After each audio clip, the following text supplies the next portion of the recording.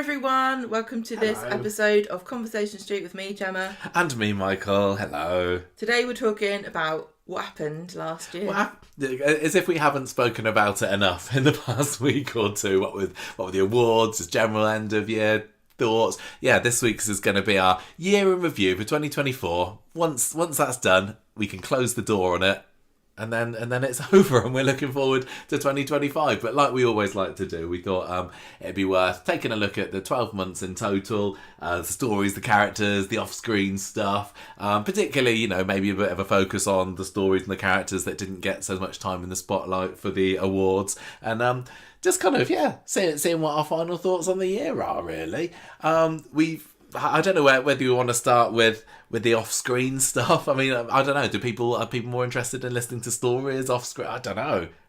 It feels to me like it's right to talk about Corrie as, as a product and a thing that was sent to entertain us, and how that all came to be, and talk about the behind-the-scenes stuff first. Do you think? There was a bit of drama, wasn't there?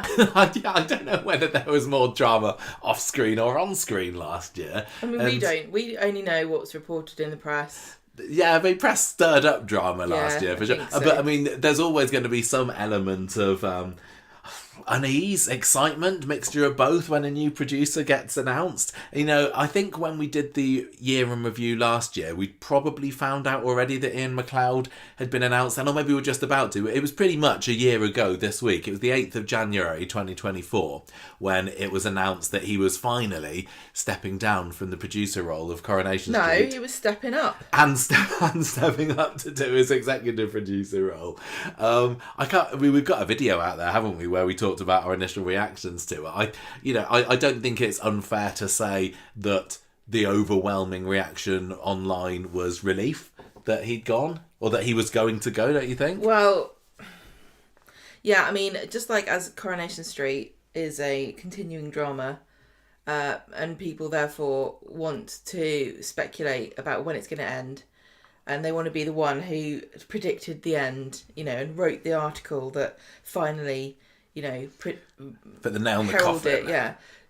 Whenever there's a producer, once they've been in situ for maybe a couple of years, then the articles will start when are they leaving? When are they leaving? Who's going to replace them? I can't remember whether there was an awful lot in the press kind of asking for that. I know it was mostly the fans, that were saying, we've had enough of Ian McLeod. And with all producers, often you'll get the best ideas in the first few years. And he had been in situ for a very long time compared to, the likes of Kate Oates and Stuart Blackburn and most producers before him, to be honest. He was very there for a long time. Yeah, I mean, obviously with COVID in the middle, that's gonna, you got to cling on there and keep it going and keep steering the ship forward. But yeah, maybe it was felt by some that there was a few holes in the sails at this point, or maybe it was a bit rudderless. So the news that he was surely you don't steer the ship forward, you just kind of hold on to it. You start steering it, you're going to go just because I live in Southampton, it doesn't mean that my sailing metaphors are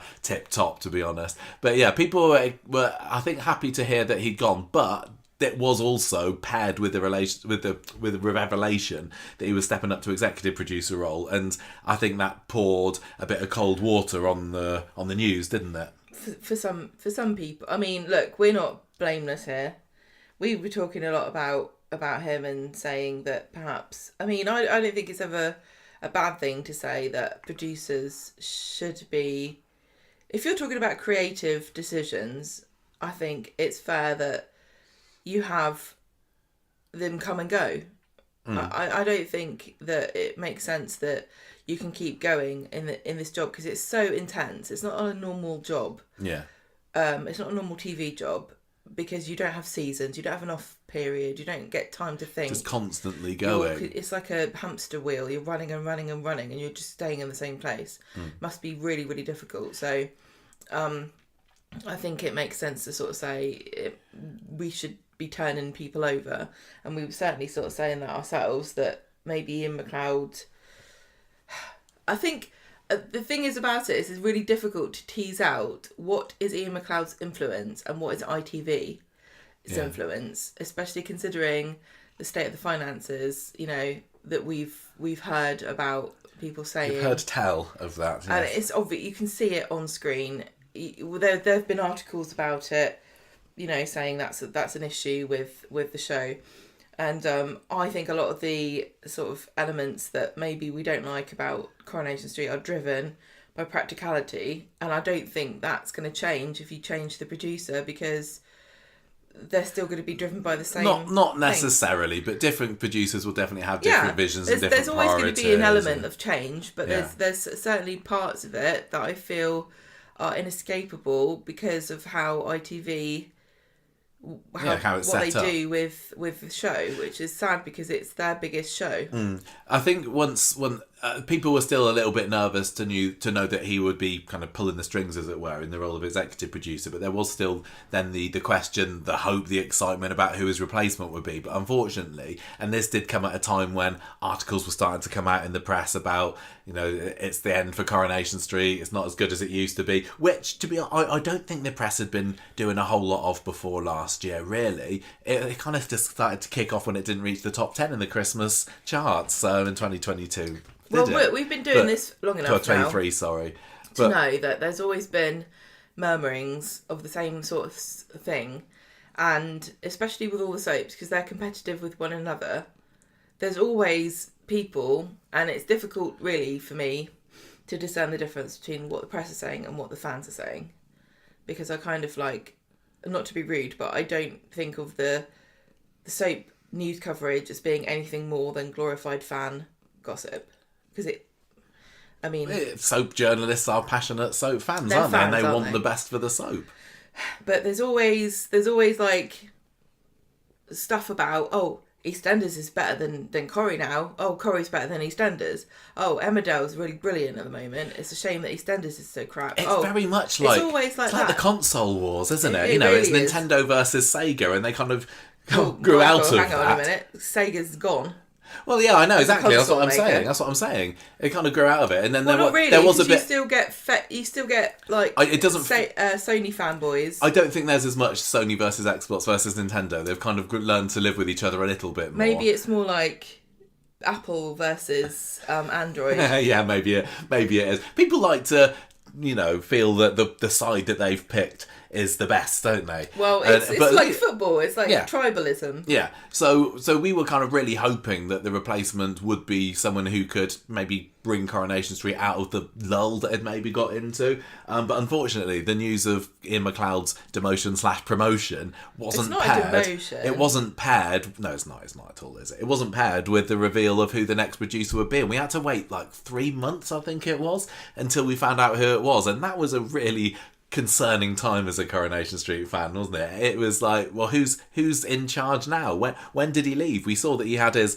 leaving due at the start of March, but then for the whole of March, it was like, well, who's in charge now? And it wasn't until a month later we learned that Kate Brooks would be taken over, but that was also after a load of articles talking about nobody wants to do the job at Corrie, it's a poison chalice, McLeod sandwich, you heard, was the catchphrase, wasn't it? I think that's what we rate Coronation Street out of this year, how many stars out of McLeod sandwiches.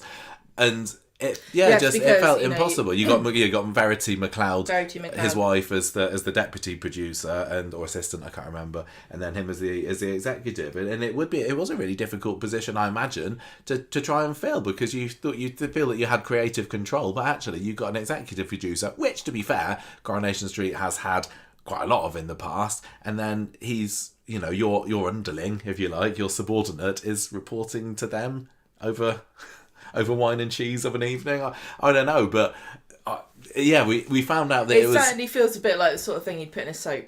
It really, really did. And who knows, how much it took for Kate to be persuaded to take on the role, or was she kind of ushered into it? I mean, it feels, from speaking to Kate, and we don't want to talk too much about predictions and hopes for 2025 at the moment, because that's not what this is about. Feels like she honestly is a big fan of Coronation Street. She's worked there before in other roles over the past 10-15 years or so, but I just wish that, for stability's sake, she'd been able to take that role sooner and step into it. Because even though we found out at the end of March, I kind of got the impression that she wasn't working on the soap. She wasn't working on Corrie for a little while after that, because we didn't get her episodes credited until November time. So you had she was still joint with Verity. Well, no, she was joint with Verity, but that was only, mid-November until That's December. what I mean. Yeah, Verity was still credited as producer from, was it the summer onwards? And that was just kind of a bit of a stopgap. And yeah, now finally we're out of it, and we can look forward in another episode. But I do think Verity deserves a lot of credit for the work that she's done. Absolutely, I think she does. And I do think, although it felt quite subtle, there was a difference between her producing and Ian McLeod's producing. Well, I found it really interesting, the Who Killed Joel special that was on ITVX after the big reveal, and she was there saying, "Yeah, I'm the producer. Interview me about it." And she sung, good for her. yeah, she said the right kind of things, I thought. And also, even though Kate Brooks has been solo credited as producer since mid-December, we're talking about storylines now. Like you said, we're not going to get into too much of this year or any predictions, but Mason's storyline that we just watched, he was told in February this was going to happen. Yeah. So this is still... This is the McLeod germination, isn't it? But it was down to Kate Brooks to produce it, to deliver it. Vision, yeah, exactly. Which she's done very well. Yeah. So, like I was saying, we had that kind of worry in the background, and it was just a really scary time. Not scary, it feels maybe bad that's a bit to melodramatic. put too much of your emotional life into a television show. But unfortunately, we have, because we do this podcast and also we care about the show. It's just really hard to kind of like work out how much to care, because you can really care too much. Yeah, I mean, you got a lot about something that it's important to all of us. If you're listening to this, it's important to you as well.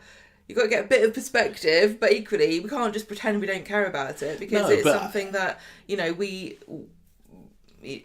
a lot of the articles day, that were written. I mean, I know one of our listeners wrote that Guardian article in the springtime about what's going on with Coronation Street, and a lot of the people that were criticising it, maybe a little bit more publicly, once Ian McLeod had gone, were doing it with a love of Coronation Street, with wanting it to be changed. It wasn't like they were slating it because they hated it. A lot of them wanted it to be good again. My first reaction is always to be a bit defensive when somebody criticises it, but how, that's really hypocritical of me, because that's all we do on the show is criticise it over and over again. Yeah, we just do it to a little echo chamber of a small number of listeners, don't we? We don't put it out there in the public. Oh, well, I don't know what it feels a bit like bitching about your sister to your dad, whereas... when you start taking it to other people, it kind of feels a bit backstabby, even though it's not.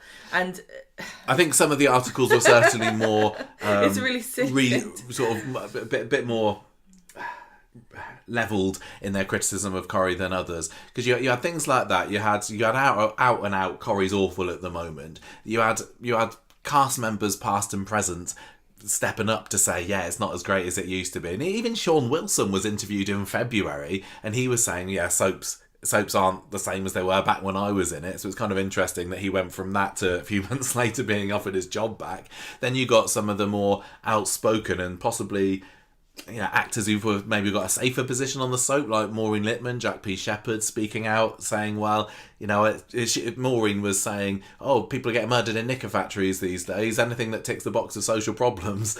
I can't remember what it was that... Oh, Jack P. Shepherd later on the year talked about how he wanted some things on Gail's last episode changed, didn't he? So when you've got cast members saying...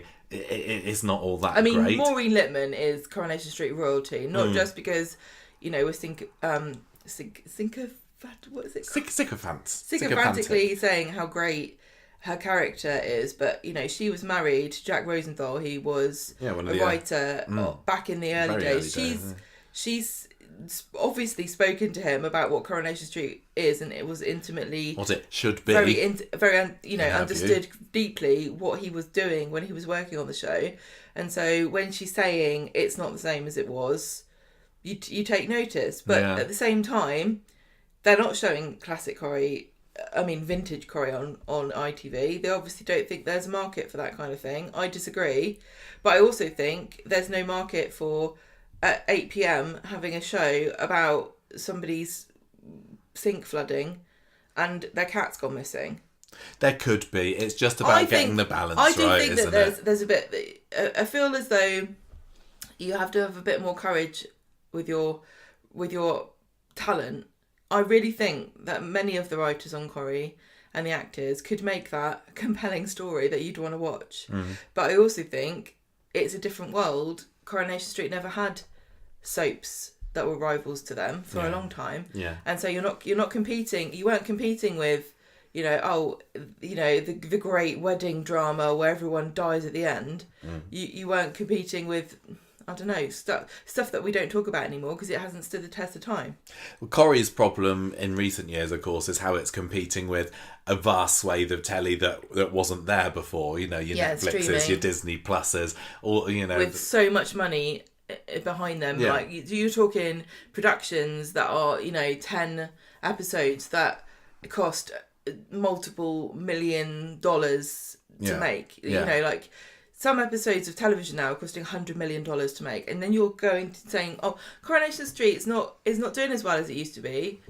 Yeah, because they're doing it on a shoestring, but they're still doing so well. If you look at returns for your money, I think Corrie's still one of the best valued TV shows on the telly. Like just because of how much ridiculous money. I mean, for a starter, they save money on dragons. This is true. Because Evelyn's all we need for that. Evelyn and Rita she ticks that don't box. need any CGI. Yeah, so, the other thing that competition. Often you find it's the younger crowd that will be drifting more towards that, and Corrie's clearly been really trying to get hold of that young audience, and I don't know whether it's just time for it to give up on that dream, even with the Mason story this week. Not to give up. Are you thinking like maybe when people get to a certain age they'll start watching it, and there's no point trying to get teens to watch it?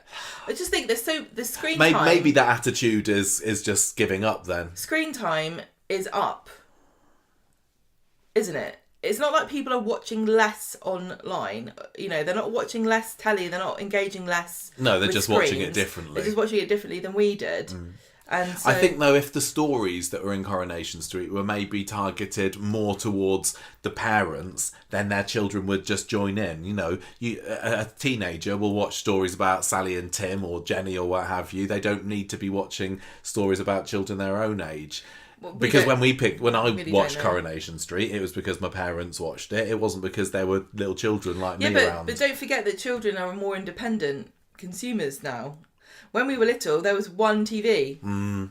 You're still stuck in the past. Declining family values. It's not that. It's that even in a room where the telly's on and everyone's in the room with their faces turned to the television, they're still there with their their phones in their hands. Oh, what are they doing? Are they actually watching it? I don't really know. Yeah. But then you look at the viewing figures, and I keep harping on about this, but things like Game of Thrones and all those big television shows don't get really significantly for how much they cost.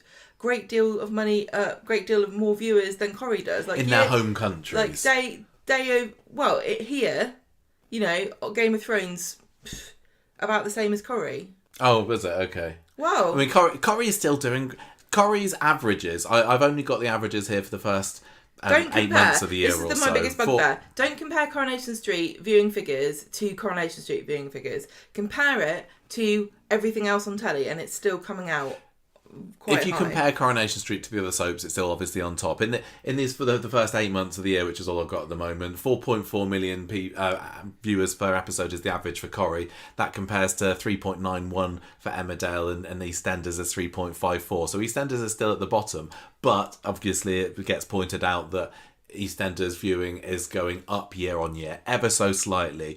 But I think the glory days of EastEnders of a year ago, and it was in a real heyday, and everybody thinks that Chris Crenshaw is the saviour. I mean, he did. I'm not don't want to do him down. He did a fantastic job with EastEnders by all accounts, but it feels like the shine's coming off of it just a little bit recently. Right, so Coronation Street, from what I hear, viewing figures. What is this? 4.4 million. Yeah. From what? That's from January to August this year. Okay, so season 7, like, I always use Game of Thrones because it's a popular show, everyone knows it, everyone's heard of it, and people, I loved it.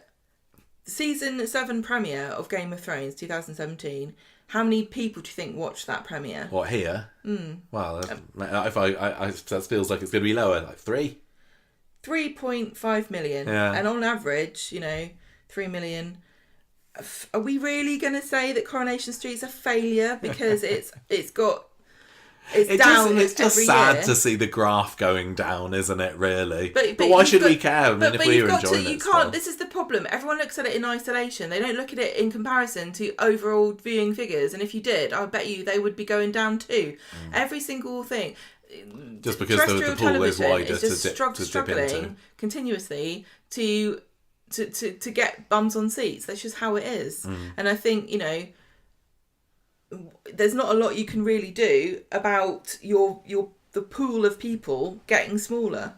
There are things that don't help, though. Like, there was the schedules were an utter mess at times last year. Do you remember I think it was January and February last year? You never knew what day Corrie was going to be on. There was a couple of weeks where it was Monday, Wednesday, Friday, but you had others where it was Monday, Tuesday, Wednesday, Tuesday, Wednesday, Friday, Monday, Wednesday, nothing, Monday, Friday, Sunday, and that goes on until early March, I think, when it settled down. And then you had the Euros come along, and you had Monday and Wednesday, and then Tuesday, Wednesday, Friday, and that really doesn't help when a soap opera is something when you're just supposed to know when it's on. It's kind of part of your routine in your daily life, isn't it? It messes things up. I mean, even this week we've got Fridays. Fridays is Thursdays, isn't it? And even people that listen to the show who obviously care about Corrie will sometimes be caught out, even though we say at the end, like, if there's any differences to when it's on. People still like, oh, I didn't realise. It's just difficult to remember. One of the interesting things about those weeks when they maybe wasn't 3 episodes, at the end of the year we have ended up with fewer Corries than the last few years. Last year, in 2024, we had 304 episodes of Corrie. Last year we had 311, so we got 7 fewer episodes this year. 2022 there was 313, 2021 there was 314, so going back 3 years you got 10 fewer episodes last year. Now, is that related to the budget as well? Is that all kind of sneakily trying to... Well, I can tell you that I almost guarantee that. I bet you ITV never said, oh yeah, we'll just give you the normal amount of money that you would get in a year, and you can, maybe this means you get more money per episode. There's no way it happened like that. No. I bet you they only got 304 episodes worth of money. But did they know at the beginning of the year that was what was going to happen? Because if they're cancelling episodes, are people losing out on money? I must imagine that this gets decided quite a way in advance. I know, but there are people, when we think about who works on Corrie, we always think of the actors, but there are loads of other people that work on it, like, production staff and people like that. And I'm not thinking of writers either, because I think they get paid per script. I'm not sure. I think so. But, the people that work as a contractor who aren't talent or whatever you want to call it, like lighting people, camera people, are they getting paid less because Coronation Street dropped 10 episodes because of the scheduling? Bloody hope not, but if they are, that's I wouldn't be rubbish surprised. If it is, but if it's all part of the cost-cutting it's like measures. during COVID when they were getting the actors to do their own makeup. I can understand why they did, but I'm really honestly surprised that they didn't say, oh well, you don't need makeup people anymore, let's just get rid of them. How long until that happens? Well, speaking of the schedules, one of the things that they did do this year, of course, which was the biggest scheduling change that I can remember in Coronation Street, at least since they moved up to their 6 episodes, was this ITVX early uploads, which has been going for 3 months now, maybe. I think it was like mid-October that first started. We obviously let off quite a bit of steam when that news broke. I wasn't happy with it. I still stand by the fact that I don't like the idea, the very, very selfish idea that all these people are watching it before me, because I can't watch it at 7 o'clock in the morning. It's such an unrelatable thing to complain about. I know. I still don't like the idea that I need to be more wary about spoilers than I used to be. There hasn't been too many things that have been spoiled because of the early uploads, but there's been some. And I think, this week, I know we're not talking about 2025 particularly, but just yesterday's episode with Mason stabbing, that seemingly spoiled quite a few people because everybody were, quite understandably passionate about it. Why they didn't put that episode on just in the evening, which they have done, like they did it with the Joel death. I would, obviously the Joel death was a big reveal because it was the end of a whodunit, but Coronation Street must have known the kind of reaction that this episode was going to get, because it was absolutely fantastic. And a lot of people, us included, had predicted that Mason wasn't going to make it to the end of the episode before we watched it. But I wish that that really does stick with me. I'm not as fuming as I was when I heard that it was happening. I've kind of got used to the fact that we can't watch it live with everybody else. It's not the water cooler thing that it used to be. It has made recording the podcast on Friday a bit easier because we have been able to watch it a bit earlier, and the same when it's been on for my school holidays, we've been able to watch it in the morning and maybe get a bit of recording earlier. But I still can't let go of the fact that I wish they didn't do it. How are you kind of feeling? Do you reckon have your thoughts changed about the early uploads? No, not really. My main issue with it is that it kind of spoils the online discourse. Yeah, you're right. I didn't mention that because, and it's really unfair. I think it's really unfair to put it on to other fans' shoulders to like, oh, you mustn't talk about it. Don't spoil this. And I don't want to blame anybody. It's not anyone's fault. But vague posting about stuff like going, oh my god, my heart broke at the end of today's episode, or you guys are going to want to watch today's episode as soon as you can, or can't believe they went there. Like all of that stuff.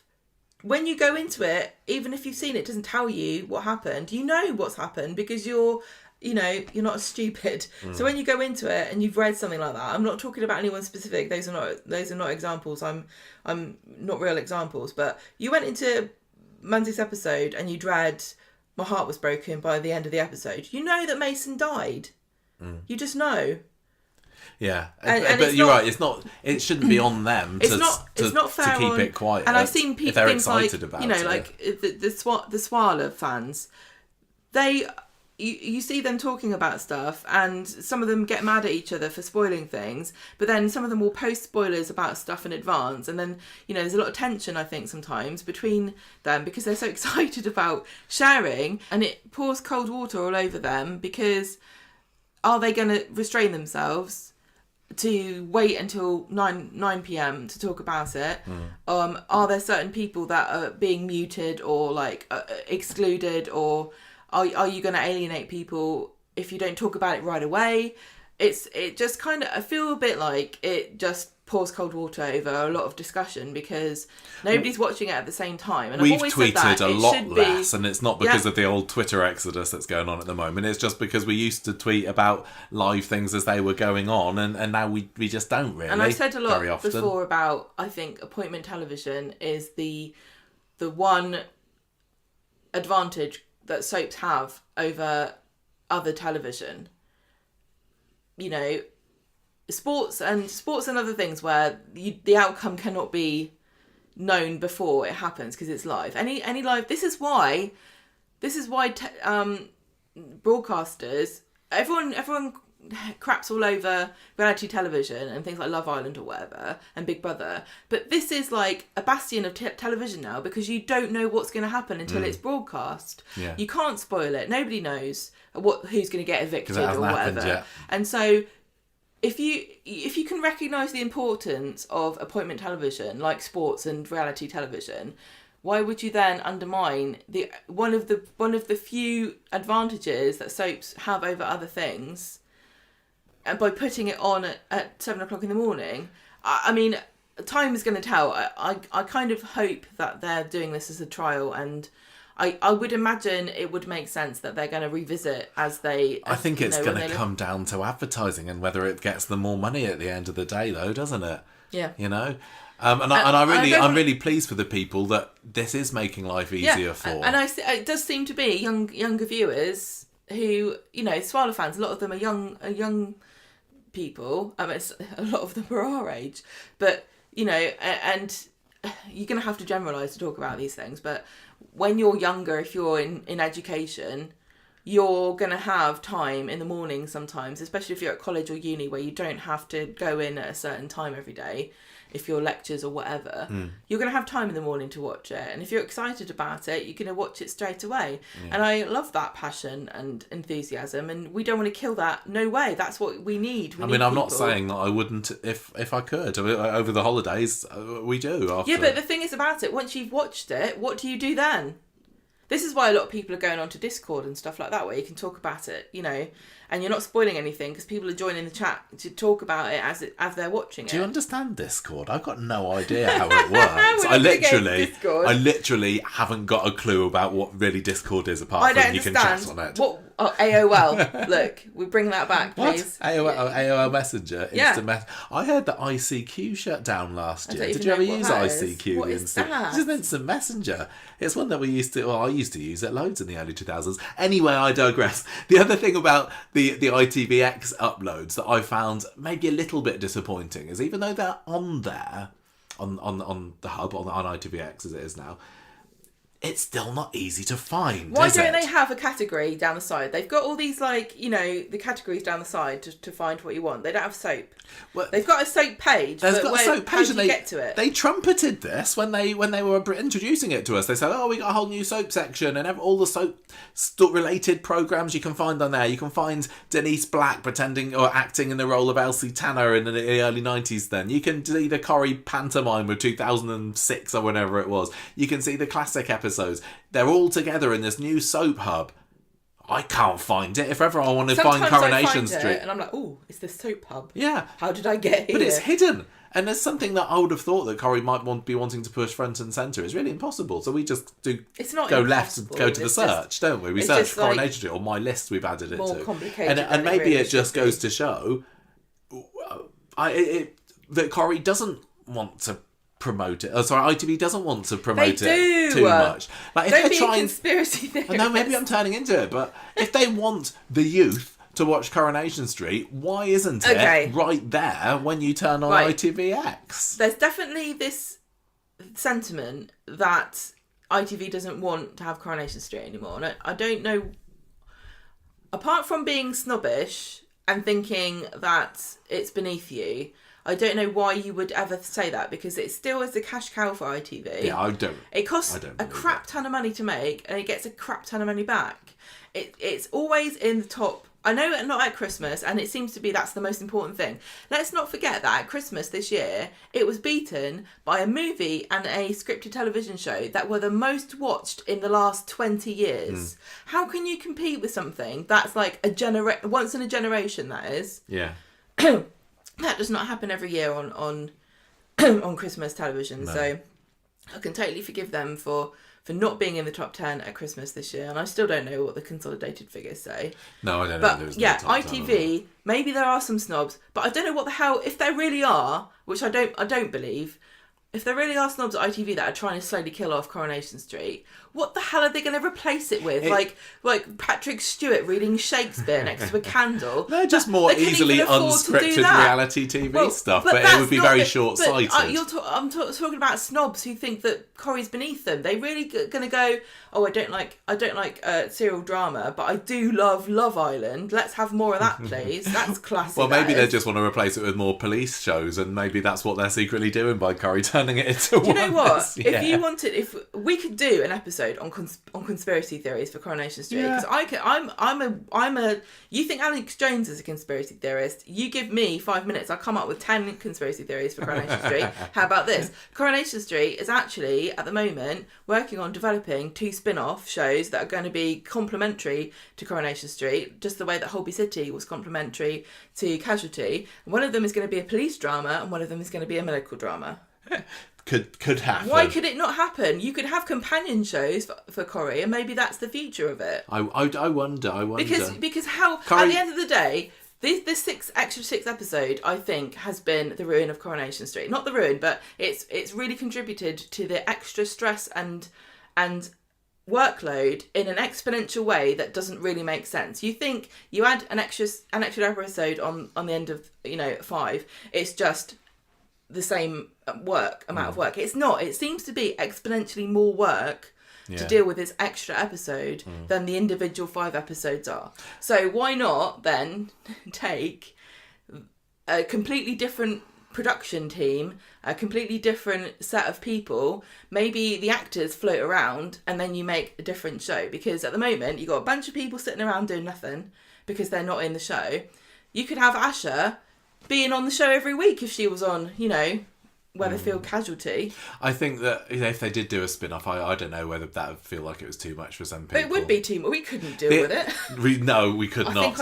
I think I'd have We'd have to quit. Jump off I a think cliff. at the end of the day, though, the stories about how Corrie wants to kill off, ITV wants to kill off Corrie, you got to remember that this new Media City set, it's only 10 years old. Yes. What's the stat? Is it the biggest? And they're still building stuff. They're still building stuff. They're still expanding it. It's the biggest. Yeah, it's the biggest lot. It's the biggest filming single set for a television show in the world.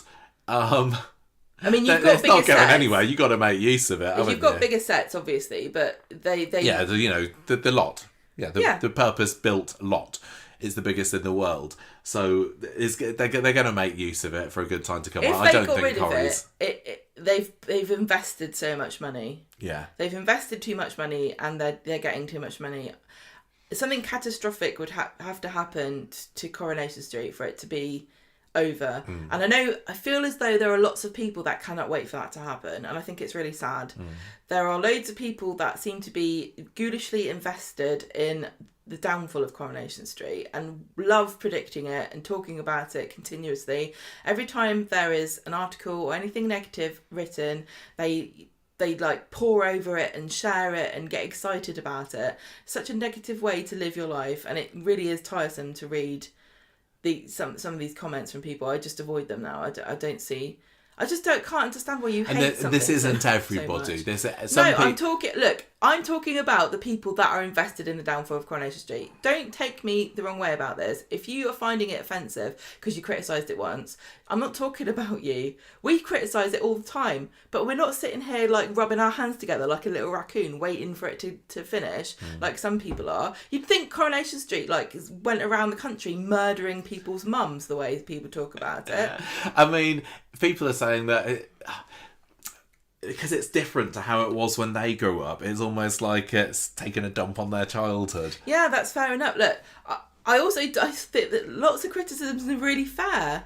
Yeah, they are. But I personally, I don't really like talking about resolutions, but I'm going to try to be more positive, and I'm going to try to engage less with negativity. And I'm not going to like crap on you if you want to. I'm just going to say, it's much nicer to live your life not being negative or not seeking out negativity, and it's so easy, and it really does feel this like animal part of your brain, like dopamine. Like, I love reading negative comments about things I hate. I really enjoy it so much. If there's somebody I don't like on television and I read a comment about how crap they are or how stupid they are or what their stupid face looks like, I'm like, yeah, they're stupid. I hate their stupid face. But I'm like, what's my soul doing? How is that helping me? I don't think it is. I'm going to try and stop it. Well, that's an excellent resolution there. We must get onto the storyline soon and the characters and everything that happened actually on the show this year. But is there any other like behind the scenes or non scripted stuff that stood out to you for this year? We're not talking about the podcast at the moment.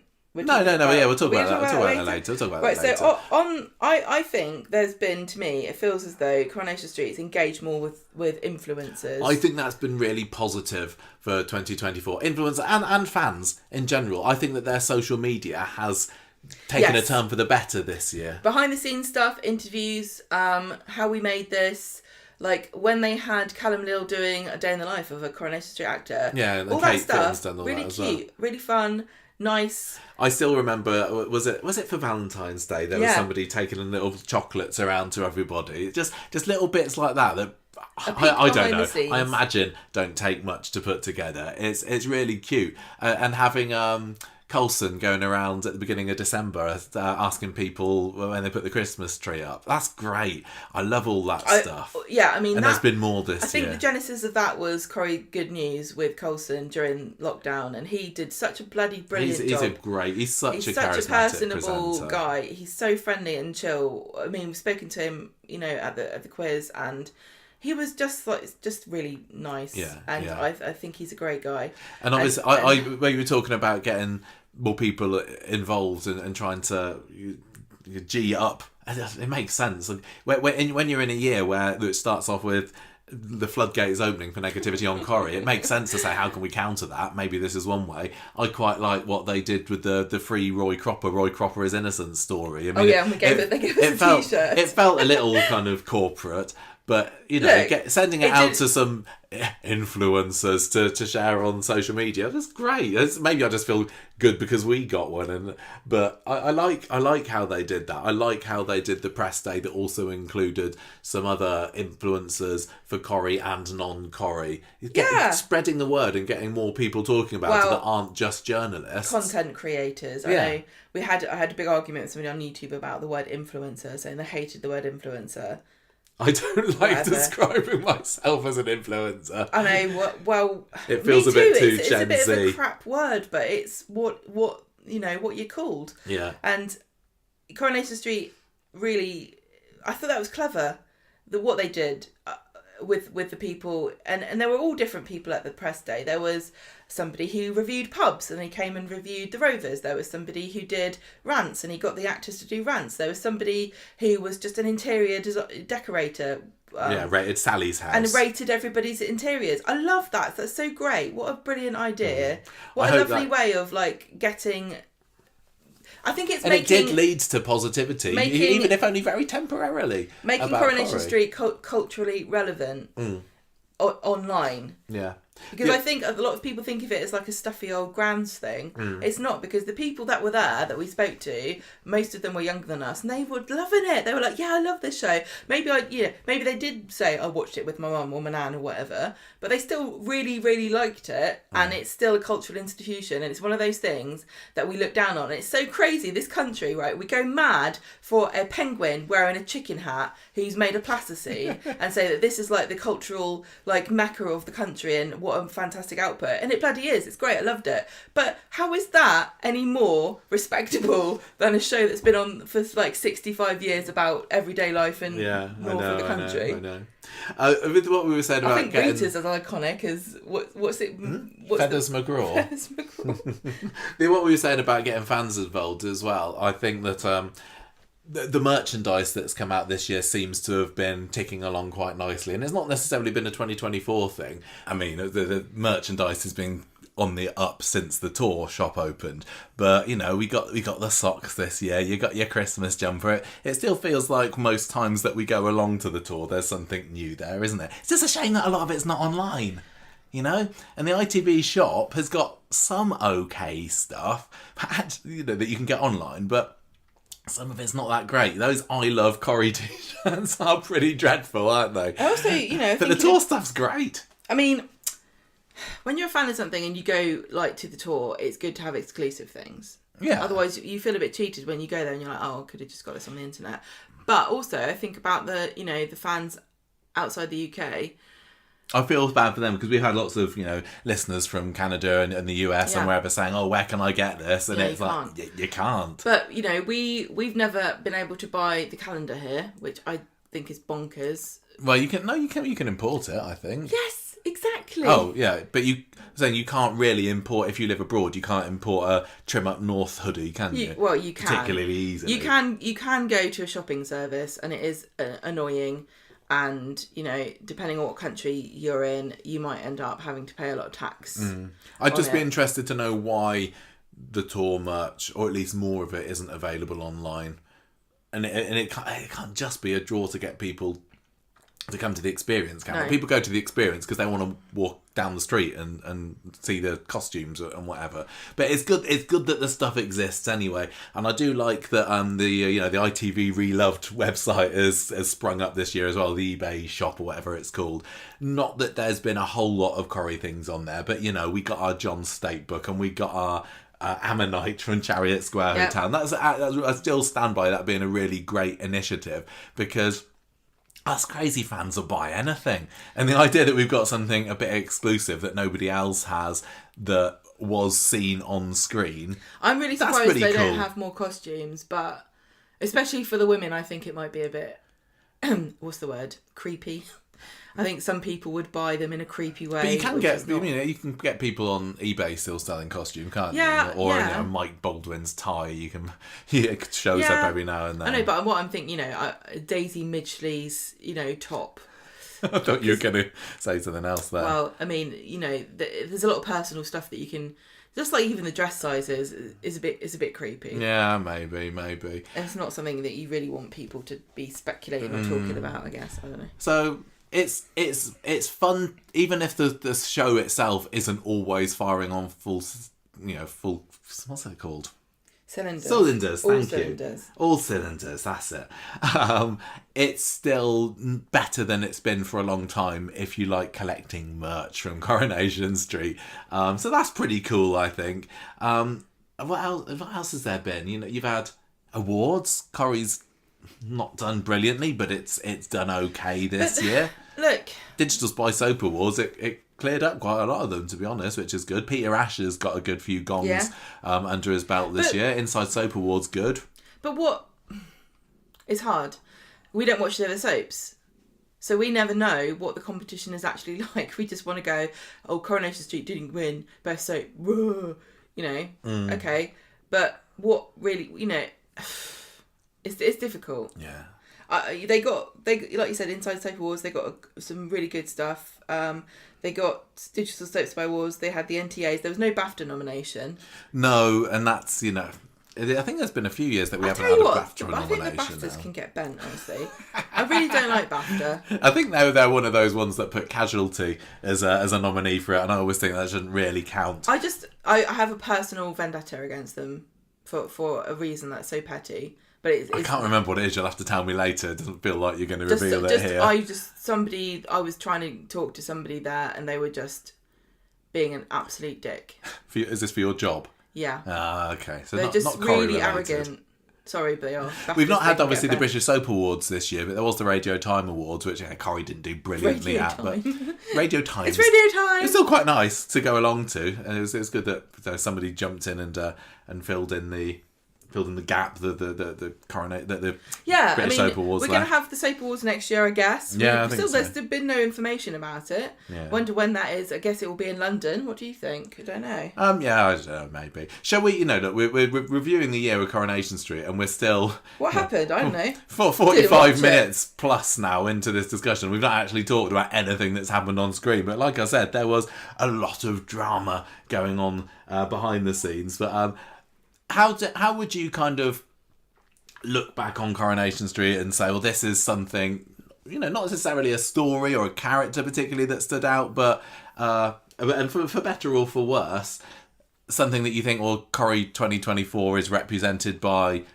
X story, yeah, or like X location or production technique or innovation or whatever you like. If you're going to say what was 2024 about in Coronation Street, most people are going to tell you it was about murder mysteries, misery, and hospitals and police stations. And I'm not going to say that's wrong, really, because I have chosen the police station set as the title graphic for this episode for a reason. Yeah, I mean, Kate Fitton as Lauren and Callum Leal as Joel, they might not have been in most of the episodes last year, that was Dee Dee, but they certainly felt like they were the face of Coronation Street for quite a lot of it. The two whodunits with the same group of characters, hilarious.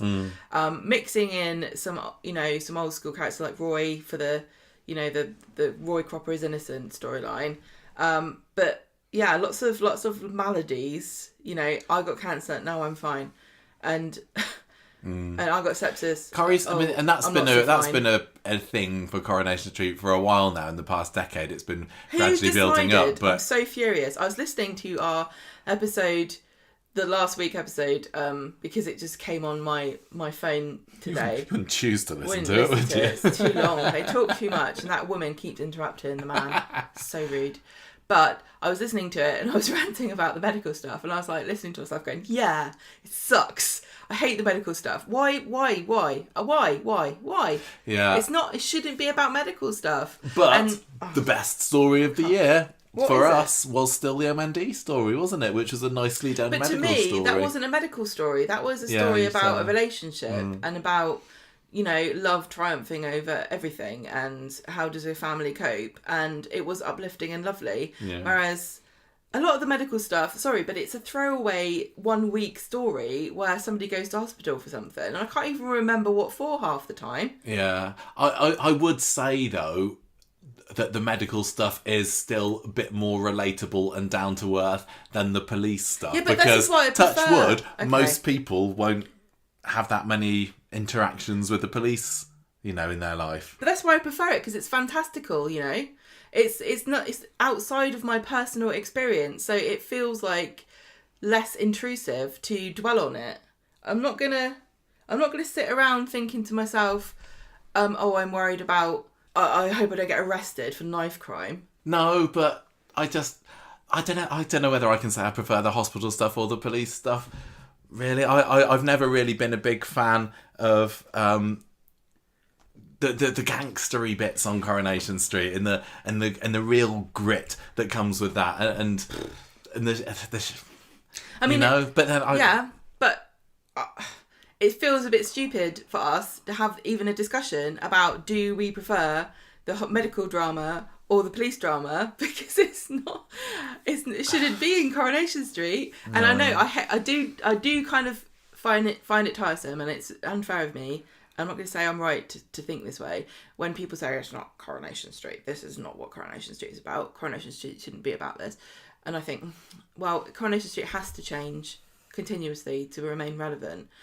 But I don't think that it should be about medical drama and police stuff to the extent that you really could have taken some strands of the show and made them into their own separate drama, police drama or medical drama this year. I don't know. And you see stuff talking about Coronation Street struggling with budgets and things, and I think that they're relying on younger actors to fill the gaps and maybe paying older cast members less money, which seems really sucky because it's not really fair. And it's not fair on the people that aren't being used, but it's also not fair on the younger ones who I think, I'm not saying they're being exploited or taken advantage of, but it never really sits right with me to hire somebody just because you can pay them less. That's more of the discourse this year, isn't it? And it makes sense, I guess. And is that the conspiracy theorist in us that's saying, well, the reason that we're seeing more of Lauren and Max and some of these newer cast and Betsy and even maybe Vicky Myers or who had been not a regular is because their wages are less. I just don't know. That's definitely something that stands out to me. If I think back in 2024, I'll think of it was the year when some of the biggest stories were played out by characters that we didn't really know very well, and then therefore why should we care about them as much? I want to say, in case it's not obvious, which I really genuinely think it should be, and I think we've made ourselves clear, but I want to make it clearer that I don't have an issue at all with using younger people who are new characters at all. And I certainly no shade at all on their talent and their graft, because they work really hard and their passion. Oh my gosh, they really do. And like watching the behind the scenes stuff with Kate Fitton and Callum Lill talking about how they worked on the Joel storyline and the secret about the fact that Lauren killed Joel.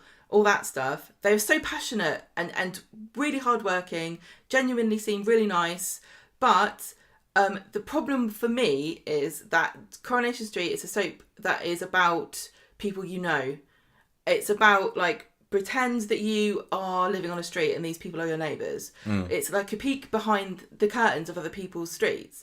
And I don't know who these people are. It could be, I don't know them as well as I know, Sally or Tim even.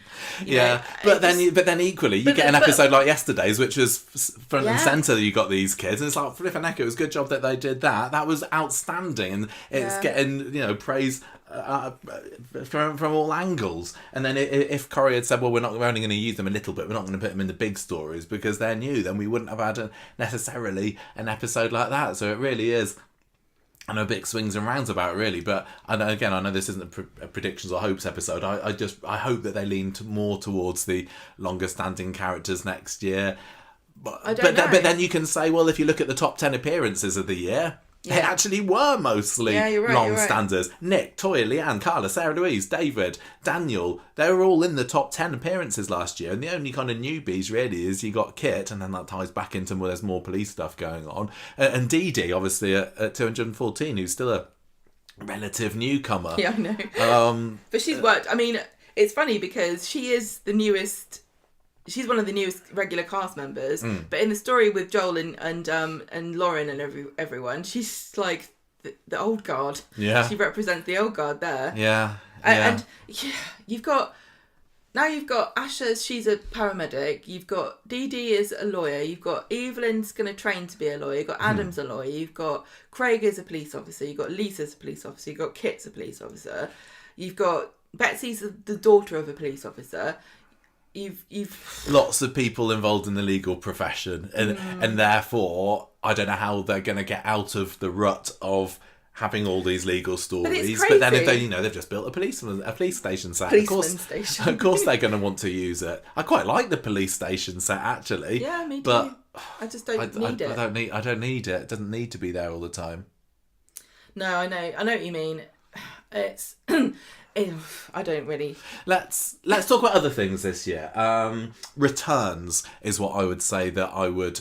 I seem to say it every year, but then it seems like every year we get more and more returns of characters. Although I wouldn't say that any of them this year necessarily have lived up to the triple whammy of Wendy, Stephen and Spider a couple of years ago. Not that they lasted too long, but it did feel that we got an awful lot of people coming back into it this year, which has been quite nice. There's been, going away from the returns a little bit, there's been quite a few minor characters that have just come in for a little hello, do a couple of scenes or a couple of episodes and then they've gone again. But yeah, this year we had Reese making an appearance again, Lauren's dad. We had Harvey, we had Damon, we had Linda Moneybags. We had what's Daisy's mum called?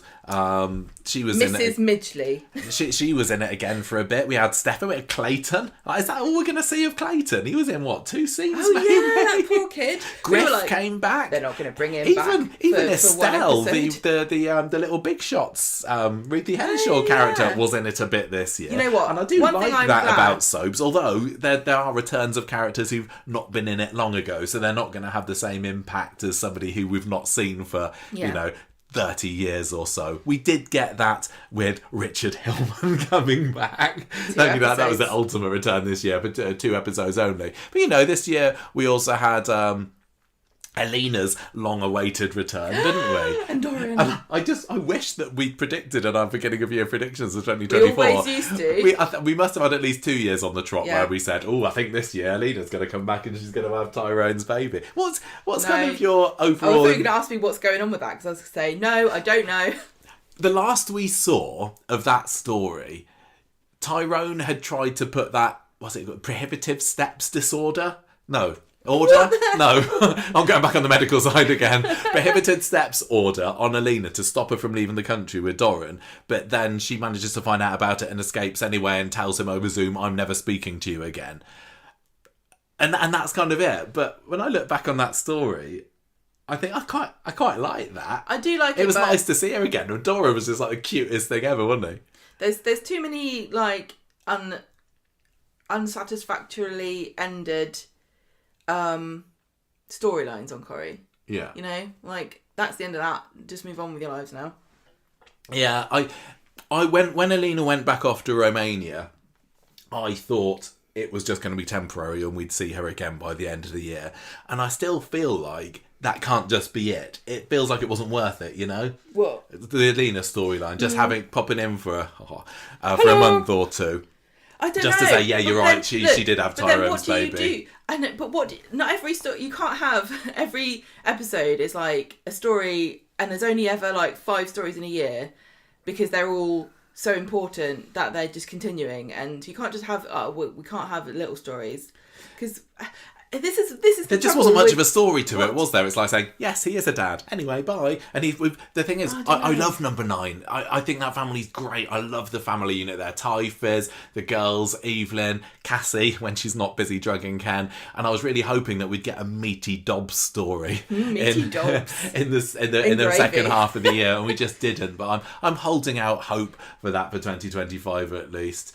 It's weird because the 6 episodes a week. I remember when it came out, we were saying, "Oh, there's going to be more time for them to talk about more stories." But the pleasantly mundane. They haven't. They've just stretched the stories into 6 episodes. I'm going to say that the weirdest and possibly biggest letdown of a return this year, and what is it? Violet. Oh. No. Yeah, Violet. Violet, Dylan's mum, played by Jenny Platt. We were like, she's going to come back and be killed. That felt like quite big news when it was revealed that she was going to come back. It's like, we haven't seen her on the street for 15 years. Yeah, I thought she'd come back with a secret, or she'd changed There in was some nothing. way, or... What did she just really came back for Dylan's trial, didn't she? And she kind of was a bit upset with him for a bit. She didn't have a scene with barely any of the old regulars, like Ken or what have you.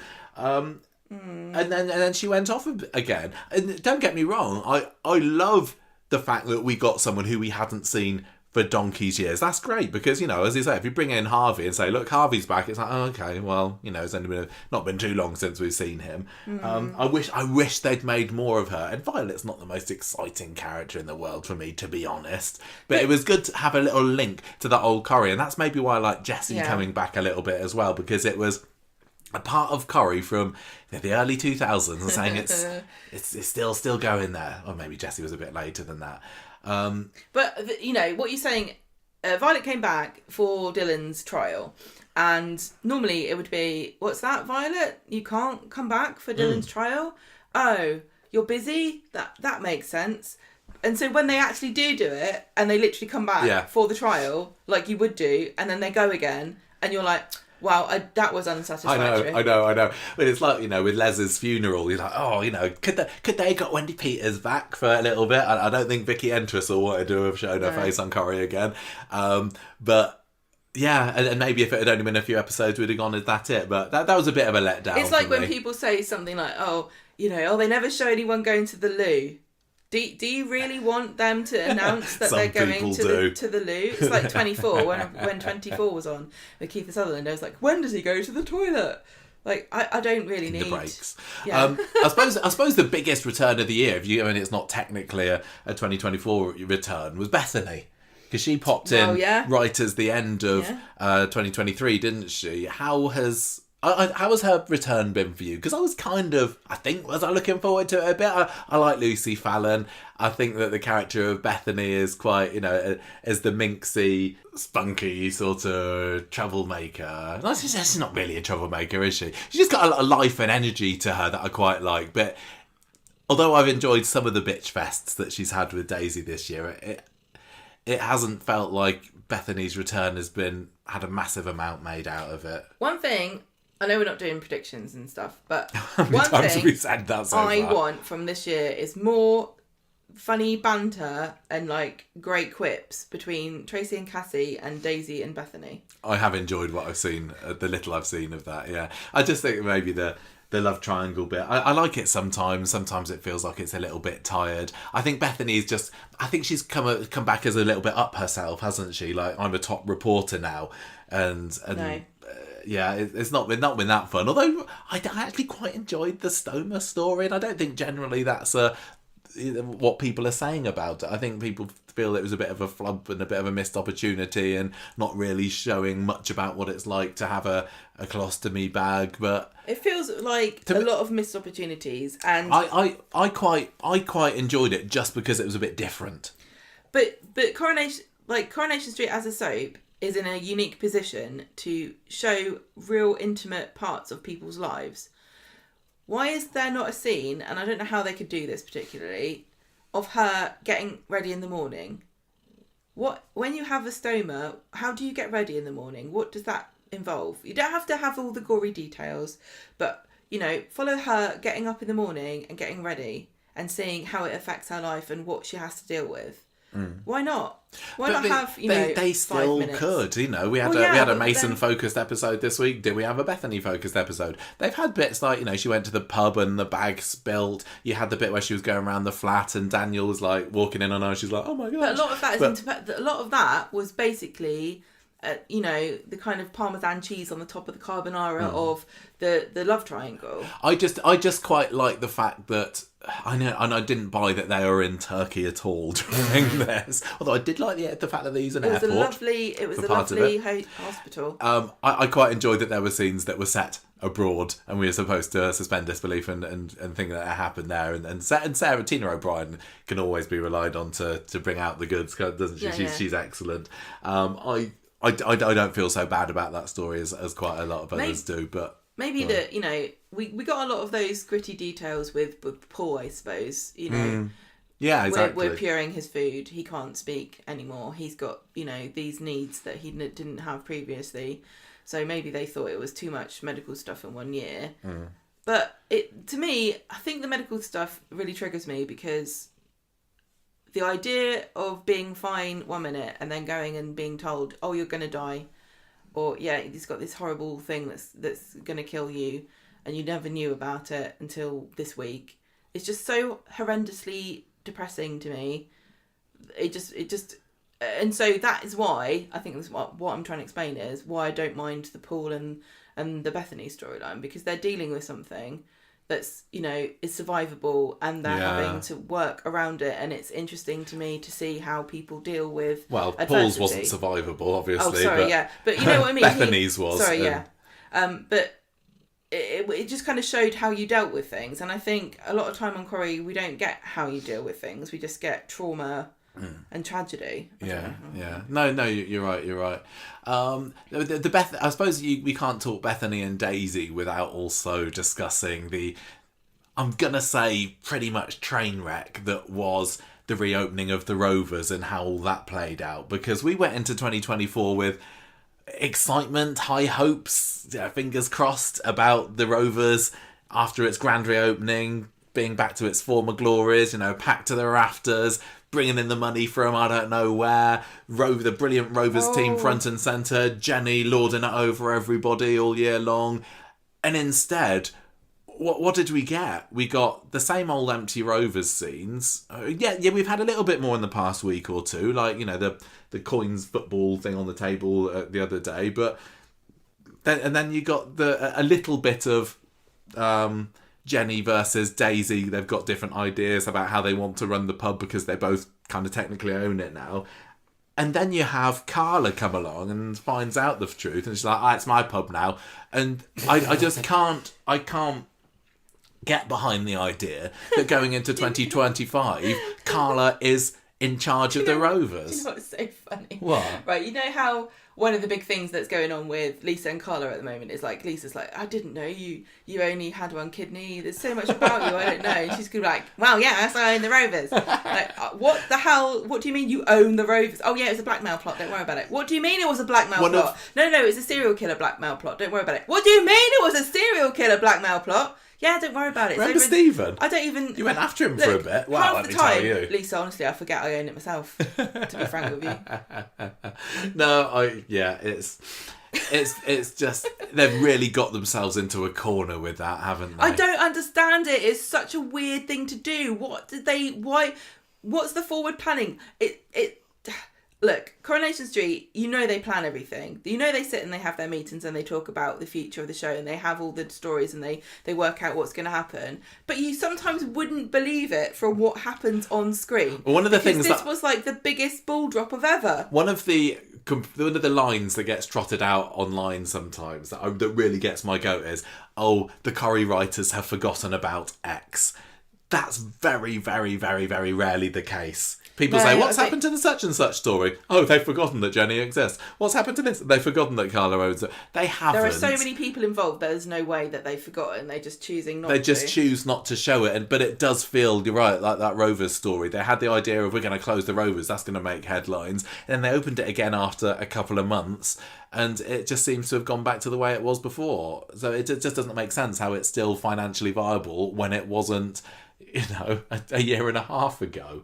And Carla being at the top there just doesn't make sense. And to top it all off, you got Jenny barely being there on screen, which has been one of the biggest travesties of 2024. I mean, I think her and Daisy together behind that bar is so much fun. there's to watch. so much And Glenda as potential. well. The Rovers team are absolutely fantastic. We just never see them.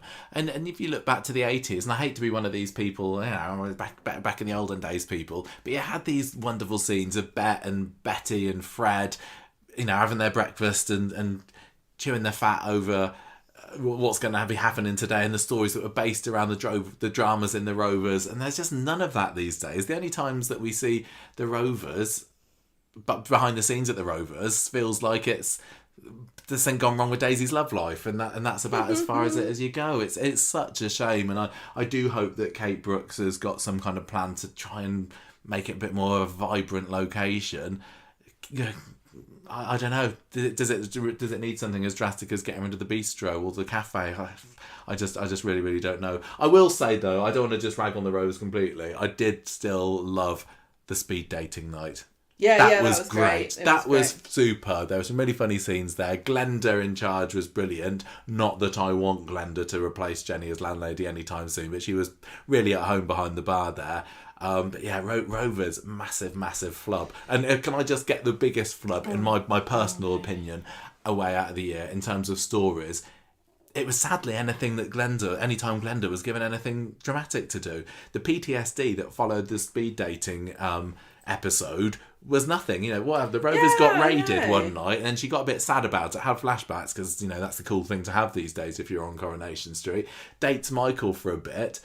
Literally, a week, 2 weeks? I don't know. Didn't see any of it, didn't get any feeling of any chemistry between them. And then she gets into this legal battle with George, who, we'd always got the impression that they've got a really good relationship going on there. They bicker like siblings do. But that whole story of Glenda versus George over the summer, where she finds that she was actually entitled to some of the Undertaker's business, but he didn't give it to her. That was really unpleasant to watch. I thought having these, they're supposed to be light-hearted characters. I don't want gritty falling outs and legal things between them. It just left me with a really bad taste in my mouth. The trouble is that Corrie stars the comedy ones, and I think this is true generally of actors in general. I think comedians are really good at doing drama, but I don't think that dramatic actors are always good at doing comedy. So when you have a cast and you've got people that are very, very good at drama, and you can't make them comedians, why would you make the comedians into dramatic actors? Because you've lost the funny part of your show. But sometimes it'll work because you get the likes of Roy Barraclough or Bill Waddington or Bill Tarmy back in the days that could manage both, and they were comedy characters in a way, but they could absolutely do the dramatic stuff. It's just maybe their dramatic stuff wasn't as dark and and miserable and bleak as some of what Glenda was put through earlier this year. But, should we whiz back to something positive? Good story of the year. Biggest story of the year, Joel and Lauren. Okay. No, yes, I like. Look. Okay, you enjoyed it. You've got a better opinion of that. I enjoyed a lot of it. I had my criticisms of it because I'm one of these irritating people that I've been moaning about all episode. But look. I know that some people don't like it because it was very gritty, it was very depressing, it was also very policey and courty and whatever. But it was a really interesting way of telling a story. It wasn't a killer storyline because he never killed anybody, Joel. But the mystery of where is Lauren and who killed Joel. I wouldn't say that I was 100% on everything, but it certainly gave us so much to talk about, so much speculation. It was fun to talk about theories. And the moment when it's revealed that he was responsible for Lauren's disappearance really was a great scene for 2024, wasn't it? And even all the reveal of the who killed Joel with the various flashbacks. I still think that that some of the flashbacks didn't really work. They're over a little bit too quickly. Like Carla walks out of the building and she sees something, but we don't know what it is. Flashback end of the episode, or sorry, cliffhanger end of the episode. But on the whole, I thought it was not bad. It's just a shame for me. It's coming a bit too hot on the heels of the Stevens storyline, which I preferred more. And that is a few years after the Phelan storyline, which I preferred infinitesimally more. The thing is, right, that because Coronation Street is not a show about serial killers or crime or medical stuff, when you actually do those stuff as frequently as you do, you just invite comparisons. So when you're talking about, Toya's got cancer, then you're going to be like, compare it to when Alma had cancer. Or she didn't have cancer. Blondie. Daniel. Blondie. Bethany. Sinead. There we go. We got there in the end. Blondie. That's all you can say. Yeah, I got stuck I was thinking of Jackie Dobbs and there. I was waving my arms around. Blondie. And it doesn't mean anything. Debbie Harry.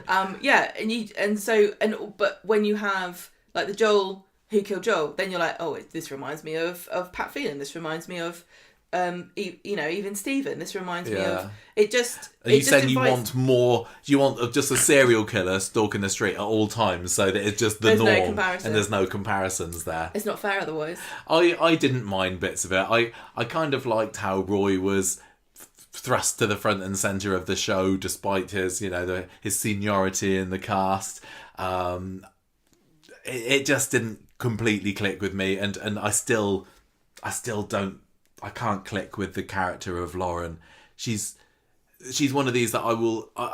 There's lots of characters that I'll give chance after chance after chance to, but I'm wearing thin on Lauren, and she's barely been in the show that long, really. But it's just a misery, and I think that was the biggest letdown of the story. The what's happened to Lauren's story, and also the Joel story, which was obviously so closely linked to Lauren, is I just struggle so much to find anything to cling on to make me give a damn about her.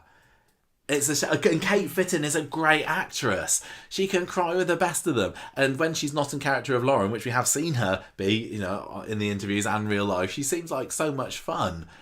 Characters like Lauren are important because not everyone needs to be likeable, and it'd be boring if everyone was just fun and cool. But I don't know that making her the centre of attention has done the show or the character any favours. I think the problem is that Corrie clearly... they surely must want us to love Lauren. They don't want us to... No, really, I think they've got a bit more self-awareness than that. I don't know. I don't know. Because it's worked so well in the past with the likes of Kelly and Becky and others, maybe they thought, well, we got a formula here that we can trot out, and I just can't quite put my finger on why it's not worked. And it's not because the character has come from a far-right group. I barely think about that when I think about Lauren these days. Maybe I should. Maybe Corrie's done a very good job at making us forget that she had that background. But it's just, there's so little sunshine in her life. She's in the deepest, darkest cave of Corrie misery there. I want to talk about one that we both enjoyed. Let's talk about the Paul story, eh? Oh, what did you say? Like you're trying to cheer me up. Let's talk about Paul, eh? Let's talk about the guy that died. That was hands down the best thing about Corrie this year. Same as last year, to be honest.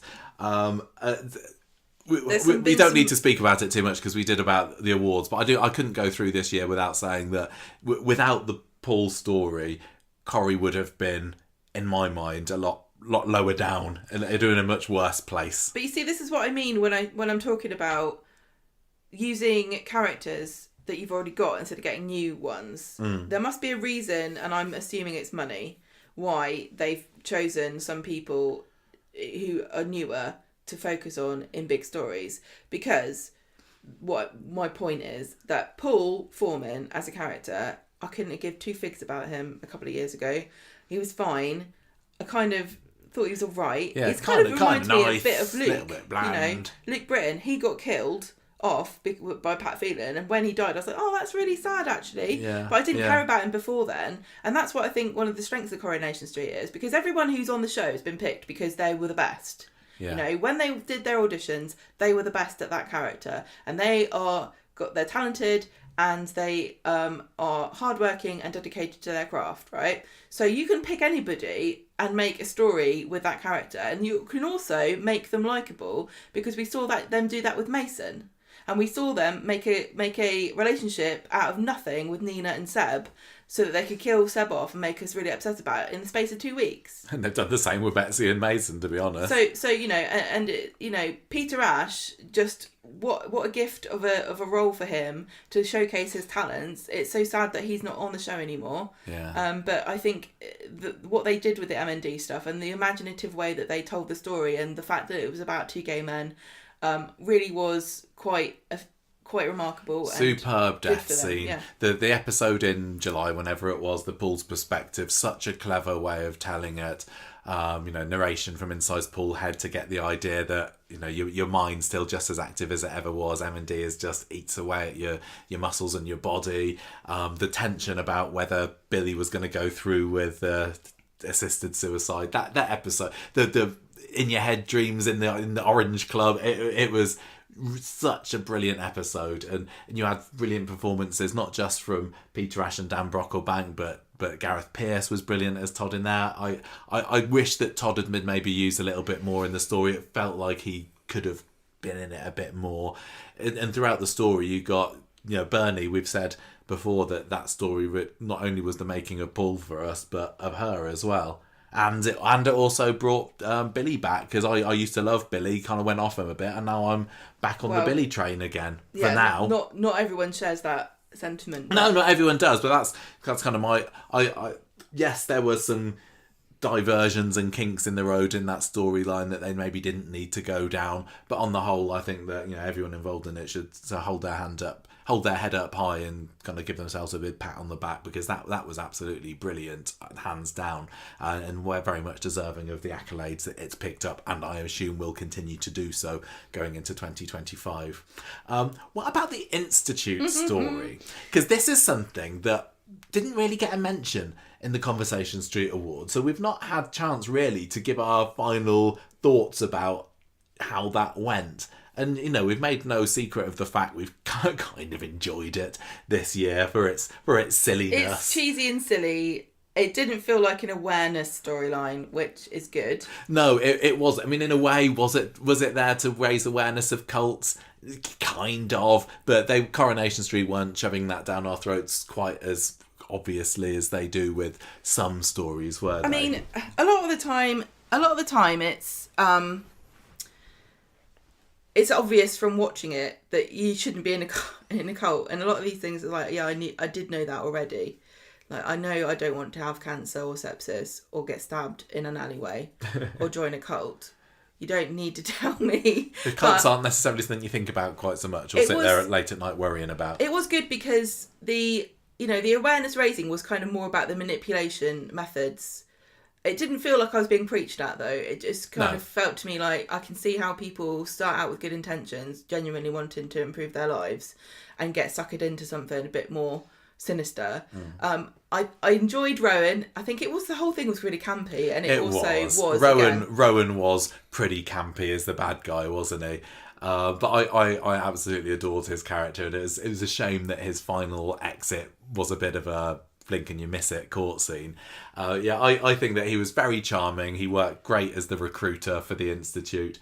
I enjoyed kind of thinking about, is he to blame? Does he know what's going on? Is there Willow pulling the strings with him? I don't know what's happened to Willow at the end of all this. It seems that she's possibly got free with it. I know, Willow, what a cow. Well, actually, no, is she just a genius? Maybe she is. Is she even real? I loved how many stupid theories we had. This is the trouble about us. It's a shame that there wasn't a link to the old Corrie cult story that we were kind of hoping for. They didn't even mention it, did they? No. I know Jo Froggett's got her own big dramas going on at the moment, but a return for Zoe Tattersall this year. What do you mean? What? No. As in she's in other drama shows. Oh, I thought you were like, not she's real going life through dramas. some hard No, if you turn on ITVX, you can't see Corrie advertised, but you can see. Oh yeah, she's in something. Jo Froggett, can't you? Yeah. Downton Abbey, Downton and onwards for her. But yeah, there are cults that are going around recruiting people, so it was slightly issues related. But I think when they went with the whole malware upload that all that kind of techie jargon with it. They knew that there was a bit of tongue in cheek with it, and I was just able to kind of sit back and enjoy it for the silliness, but also the fact that it did revolve around one of my favourite families, the Battersbys, Toya and Leanne. Toya had been, very much off our screens for the few years before that, ever since, what happened with Imran, and putting her front and centre for me was a nice little personal triumph for Coronation Street, even though, we can't talk about Toya this year without mentioning the whole baby retcon thing. Ooh. How are you feeling? It's getting mentioned every now and then, but it feels like it's been kind of put to bed a little bit. The fact that Almost she everything supposedly gets had a put to baby bed. after she was attacked by Phil Simmons back in 2001, and we just didn't see her pregnant, and we just didn't see her bury the baby in the park.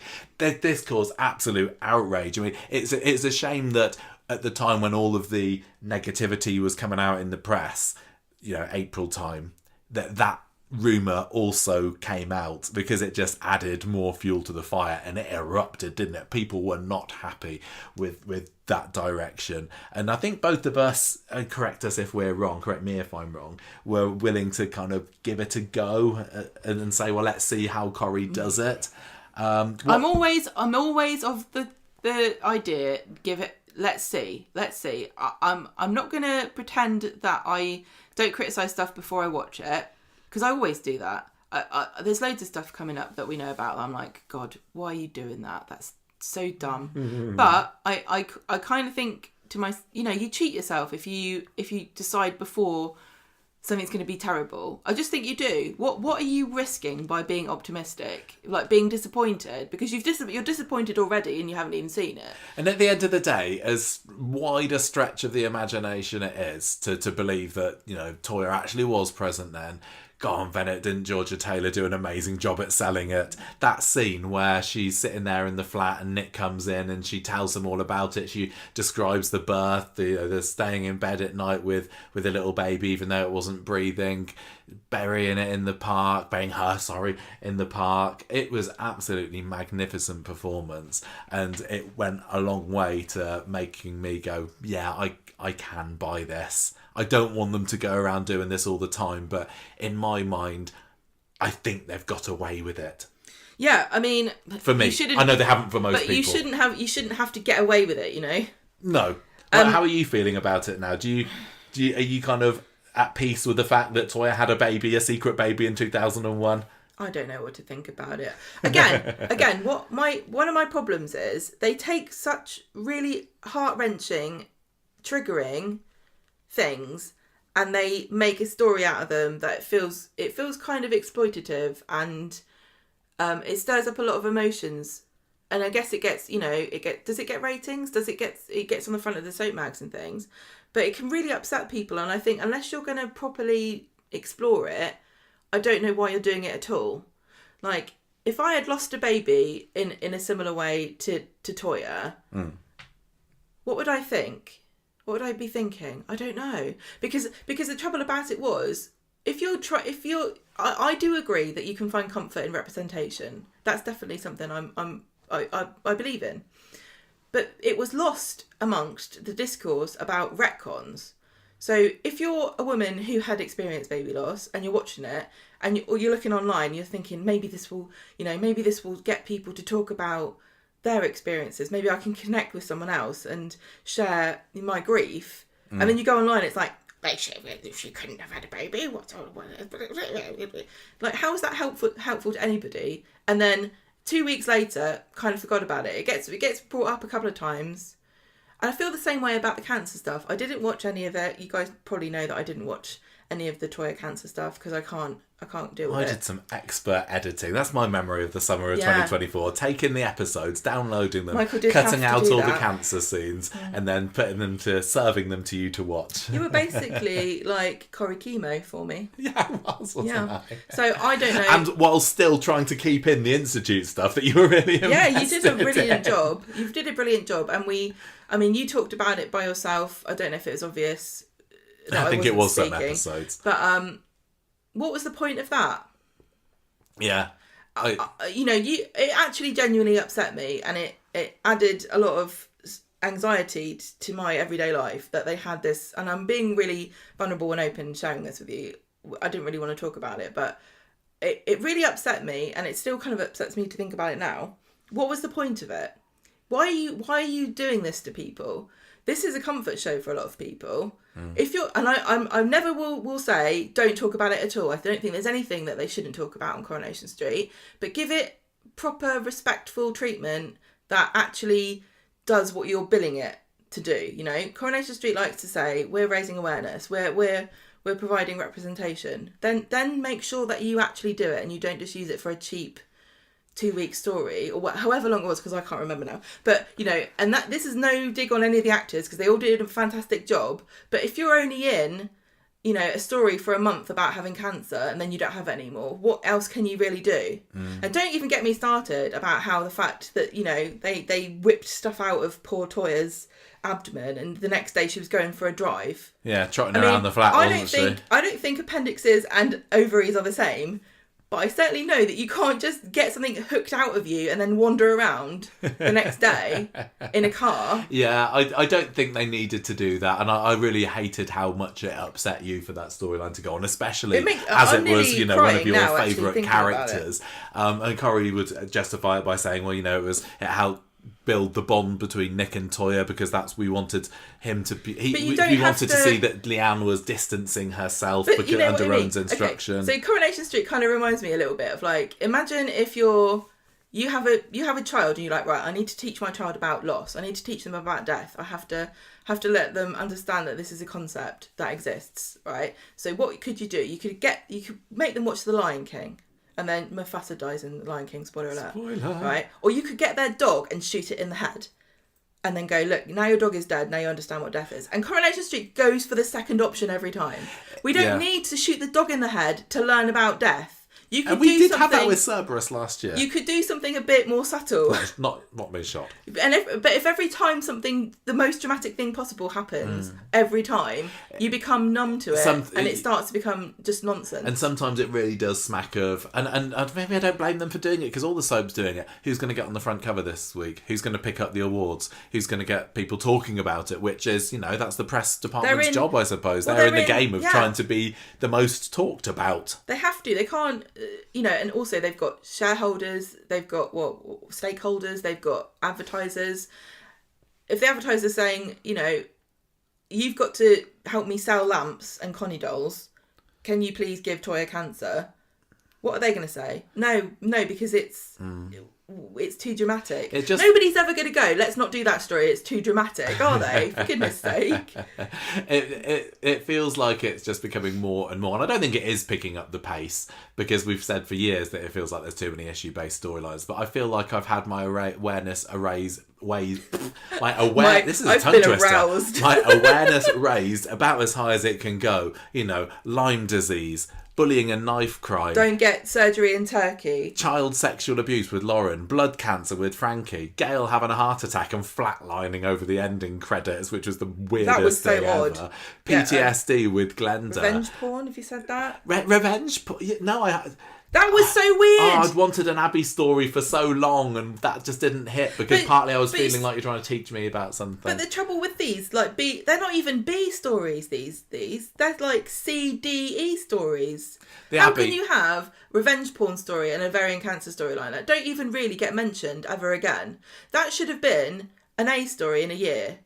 You know, even especially with Sally stupid, Carmen front and centre in the spotlight. Even something as stupid as like what I was saying before about Lisa and Betsy's house being flooded.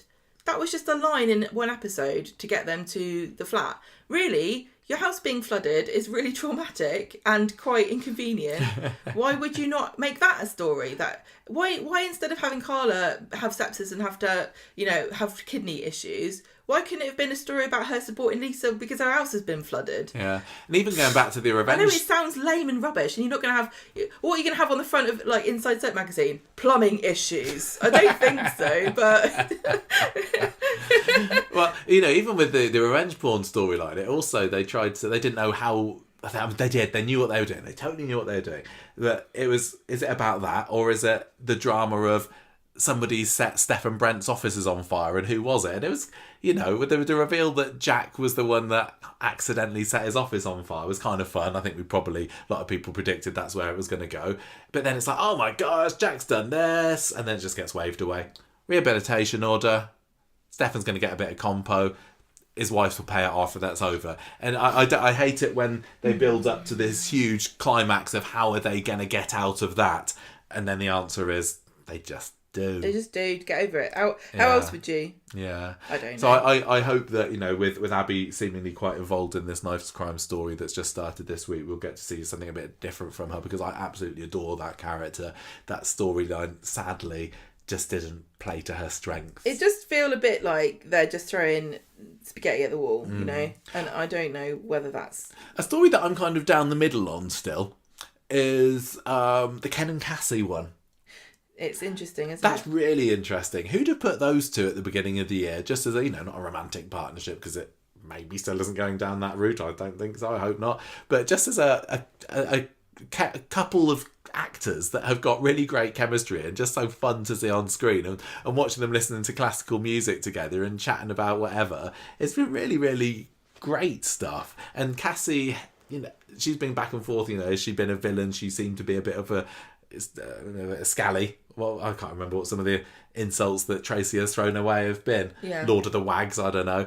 Lord of the Wags. Maybe, I don't know what it was. But yeah, that's been really nice seeing them, and having Ken, Corrie's longest serving character, get a story that's developed over the course of 6 months, and seeing him actually as more than just a token. Here he comes into the Rovers. He's going to say something a bit funny. Now let's put him in his box again for another 3 months, which is sadly where, some of the other characters have got to at the moment. But yeah, I've really, really enjoyed seeing those two together. It's just a shame that it's been sort of muddled up a little bit with the poisoning, which I still can't make peace with, about how on earth is Cassie ever going to come back from this? Does Corrie want us to like her? It's strange, isn't it? What are you kind of thinking? About the Cassie and Ken story. Yeah. It's interesting. I don't know. I mean, the going down the Munchausen's or factitious disorder. I mean, they just had it. They didn't even have it that long ago, did they? Because what's his face? He was Emma's boyfriend. Was buggering around with that, wasn't he? Yeah. Factitious disorder. Yeah. It's like they have a go at a story and they're like, oh, that wasn't good. We need to do it again. I just want to go back to the funny thing about that story is when it was announced that it was happening, I think it was not an official announcement, but I think people forget that it wasn't an official announcement. I may well be wrong here, I have to know. But people often say, that are criticising Corrie, they put that story and they said that it would be highlighting the plight of older people, and after Ken fell down the stairs and what it's like to be an elderly person that needs a carer. And we didn't get to see any of that at all. But yeah, it wasn't Corrie that said that. I think it was behind the, a source to the Sun that made out that it was going to be an elderly care story. I think Corrie's always said it was going to be what it turned out to be. I think it feels like it needs to come to a conclusion soon. But I would say, to me, that's been more of a positive than a negative in the year. I think it's interesting when you have a story like Ken and Cassie where you've got a villain who is a likeable villain whose motivations are unclear and who seems to be doing it for a really confusing reason. Well, Kit's been a bit like this year, hasn't he? I like those kind of characters. You like the character of Kit more than me. But I'm kind of interested to see where he goes in 2025. I still don't really buy why they needed to have him come in as a part of Paul and Gemma's family. They're good for generating discussion, I think. But I know why people get wound up. Yeah. I don't know. Okay, so what else have we had this year? Anything this year that's been pretty good? I think that the Tracy and Tommy affair had its moments, didn't it? Having at the beginning of the year this character who, that's another comeback we didn't really even mention, Tommy Orpington, who was an absolute nothing of a side character, to be promoted to semi-regular for about 2 months to whisk Tracy off to Spain. That was kind of fun, and I didn't give two hoots about Tommy before, but I thought that Matt Milburn did a pretty good job of turning him into a an actual character for a bit. It's a real shame that Steve and Tracy have split up in the same year as Nick and Leanne as well, because those two are couples that we often fought for. We think that they deserve to be together. They're destined towards each other, and while other people said no, Steve and Tracy, what a load of rubbish. Nick and Leanne, no, we always kind of fought for them, and then sadly they split up this year. I was more Steve and Tracy than you, though. Were you? Yeah, because I always said that I think that teenage sweethearts in a way, maybe more one-sided. They always feel like, even though I saw most of Steve's wives, I always think Tracy feels like the more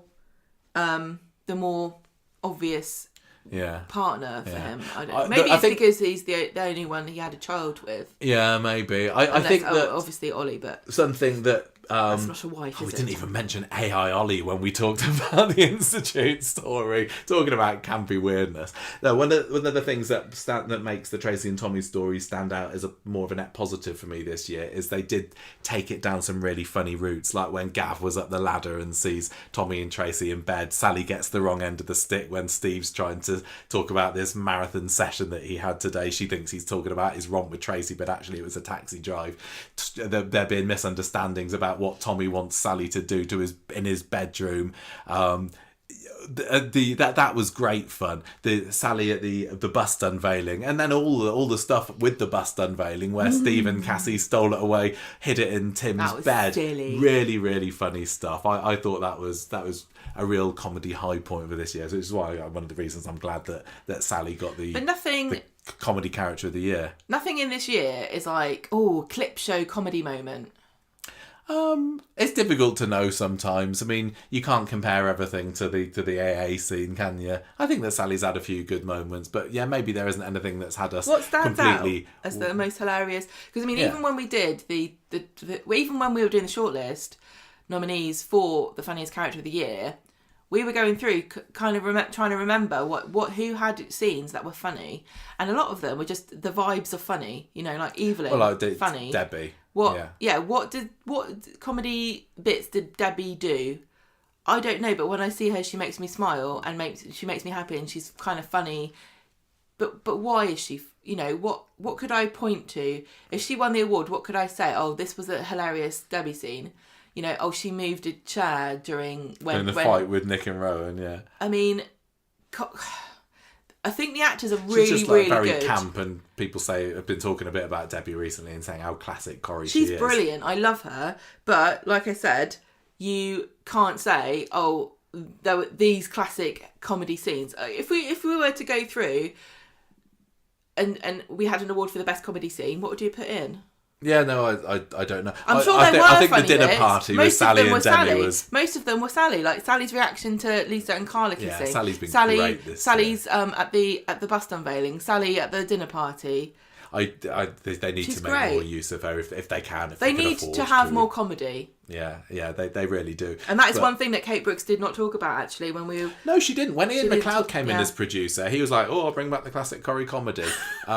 And Kate's not said that, but it doesn't necessarily mean she's there's not going to happen. She did say friendships, which was very heartening. I mean, it might come naturally from other things, but she didn't. She didn't mention it one way or the other. She's not like she said, I don't like funny things. Do you want to talk Swala?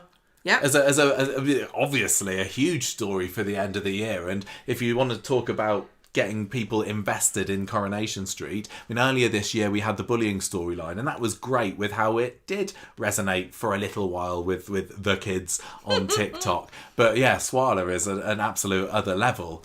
Yeah, and certainly, again, not on my bingo card for 2024. I mean, we've spoken so much about it in the episodes, and when we did the awards also, because they won a Best New Couple award, and Carla was the Best Female Character of the Year.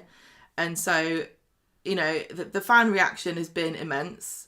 There's been, lots of accounts created just to follow Swala and talk about it. I think it's been brilliant for the character of Carla. She's definitely centre stage. And I think, her relationship with Peter was always very convincing to me, but it never really made... She has been with Peter for so long, there was no romance, if you know what I mean. There was, like, the beginning of a relationship... They were very comfortable, weren't they? In Coronation Street, the beginning of a relationship is always when you get the most focus on that relationship. And so seeing her with a new partner is interesting because I haven't seen that for so long. I think just never mind the fact that it's Lisa Swain, who has just been promoted to regular character this year and was a fan favourite and everyone loved her, and and she's not changed either, because one of the things we really liked about Lisa, why she became a fan favourite, was because she's just not having any of it. Yeah, she was a no-nonsense lady, and she still is. I still remember her just, like, being a bitch to Toya about Imran. Like, when... Yeah, what was it when she was Toya and Spider were being held hostage, wasn't it? And she's like, "I'll kept this one alive" or something. Yeah, like, my god, just Ice Queen, love it. And she's still the same. We've obviously seen a lot more of her vulnerable side, and I like the gradual reveal about her past and Becky and that's going to be a big story. Yeah, I want to see that. I need to see it. We need somebody put a tweet out today, didn't they, about that? We need to see Swalla's cat, more cats on Coronation Street. But yeah, I've really enjoyed them as a couple. Felix Swain. It's felt very kind of. It's felt romantic. It's not been. It's had its racy moments, but it's not been defined by let's jump into bed. Seeing Carla kind of gradually accept that this is okay, and what her feelings are. Yeah. And I think I just watching it makes me realise how little I pay attention normally to relationship storylines, because I find them really dull. But I definitely romantic relationships. What did I say? But just relationships. We're talking about romantic ones. Yeah. Like, I don't care most of the time. I really couldn't care less. But this one, I'm actually paying attention to it and seeing how it's developing and watching them. And I don't know whether it's because this one is more interesting or because they're putting more effort in. And I really do think they're putting a lot of effort into making this storyline, which is very, very good, because, Coronation Street's not been great with, lesbian couples. No, there haven't been very many of them. Yeah. Or if there has, it's been, like Tracy and Paula for a quick bunk up. Yeah, I mean, This hasn't been like that. And when I heard about them getting together, I was worried it would be a little bit like that, but it's not. A bit too male-gazy, which is not what we want. We want, it to be a proper... It does feel like, and Verity has been the producer, and now Kate Brooks is gay woman. It feels as though the story is being handled in a way that feels respectful to women, which a lot of lesbian relationships, historically speaking, are just, not that way at all. Not written by women, written for men by men a lot of the time. And I'm not just talking about pornography. But, I think it's been really lovely. Yeah, but what do you think? Don't screw it up, Corrie. Do you think that I'm just... have relationships been more like this before? I don't know. I feel like I've never seen a relationship develop on Coronation Street before in my life.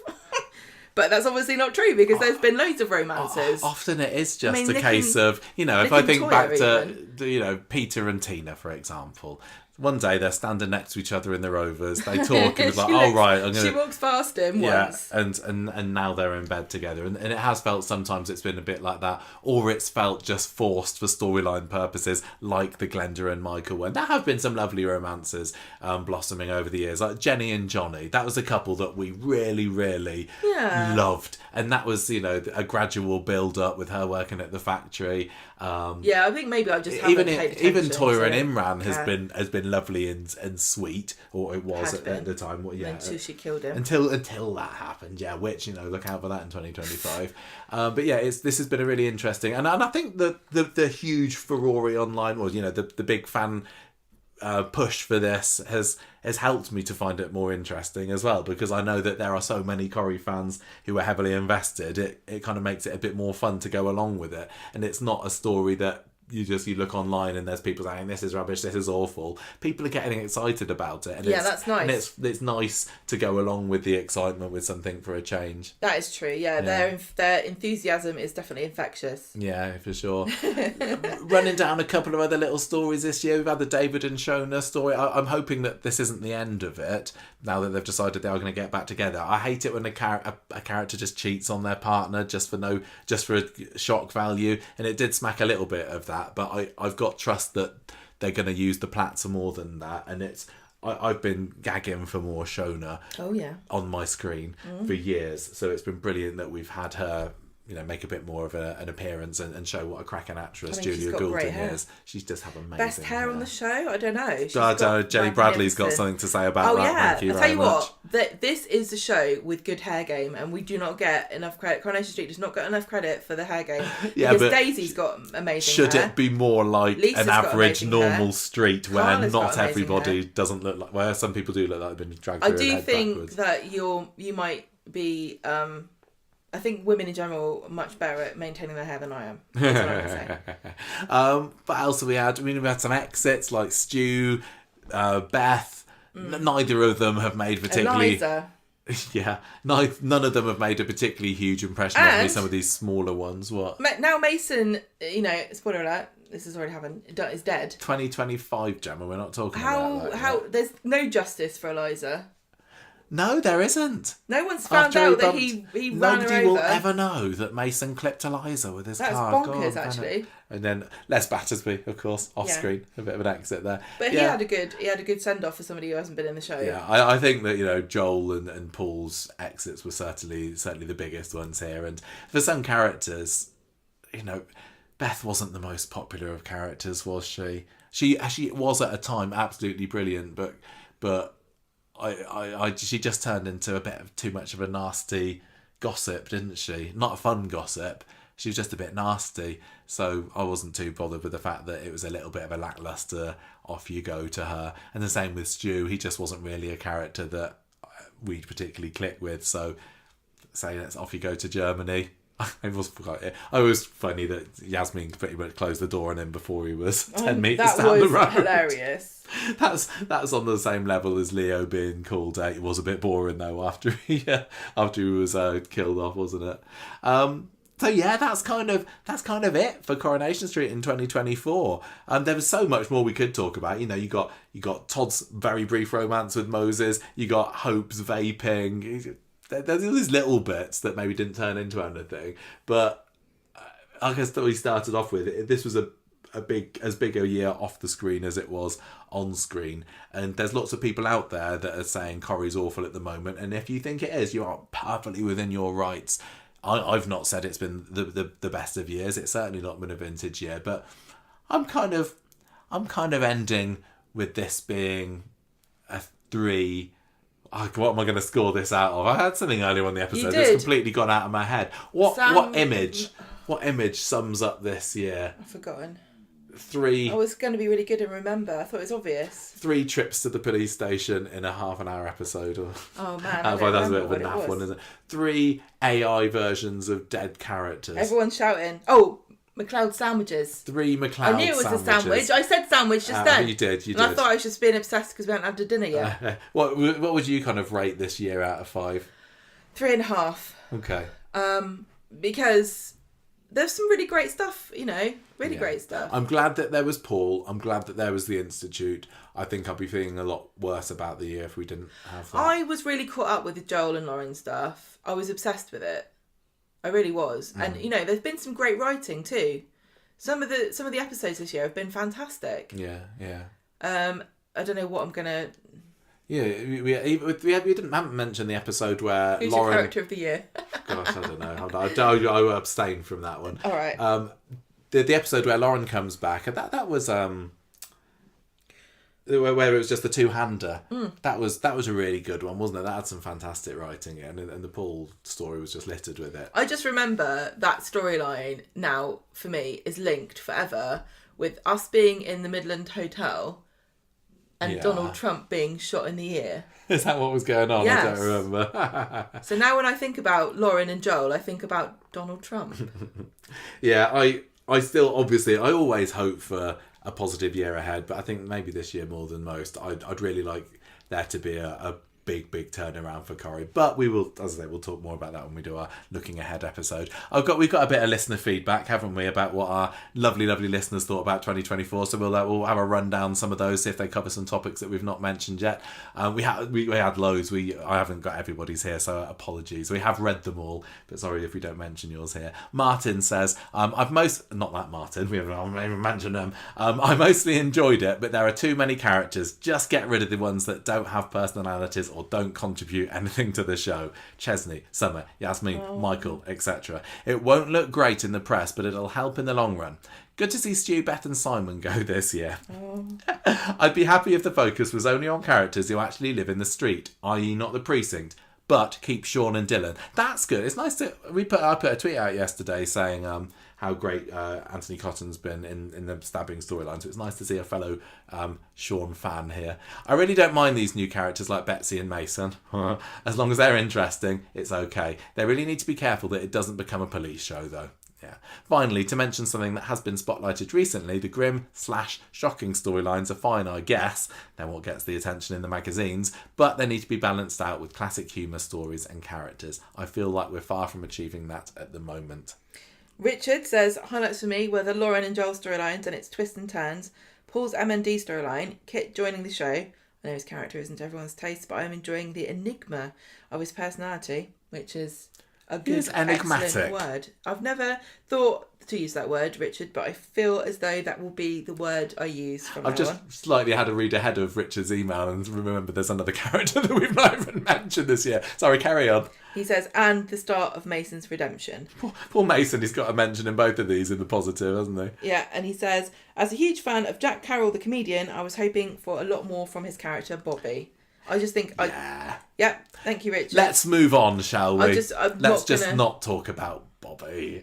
Lisa has emailed in and said, overall, it wasn't a banner year. There were some great moments, though. The Joel reveal moment was brilliant, for instance. I was sad that Paul's story got sidelined with so many subplots. His dad. Oh, yeah, I forgot about Denny. Kit, Summer's weird boyfriend. Felix. Never forget. Never forget Felix. There were some odd side plots, but Felix coming back with his giant water bottle, I'm all for. I'm glad they didn't cut that. It should have been about his struggles with MND and dying, but it ended up being less about him and more about other people, most of whom really serve no purpose. I know they want me to care about Lauren's story, which has gone on forever, but I don't. I hope she goes off to prison or moves to Ireland or whatever will get her and Franca off the screen. I think that... I don't mind that there was focus on some of the people in the Paul story. In some ways, like I say, I wish there had been maybe a bit more about Todd, but Kit's the one really, and he wasn't a huge part of it, that I just don't think was really needed. Emily says, positives. I think some of the younger characters, particularly Dylan, Liam and Mason with the bullying storyline, though Sam, Hope and Joseph are always a delight, have really stood out this year. Also, although people tend to generally be a bit disparaging about medical storylines, I think she's talking about Gemma. Me. Paul's MND storyline was incredibly well acted and really gave Peter Ash a chance to shine.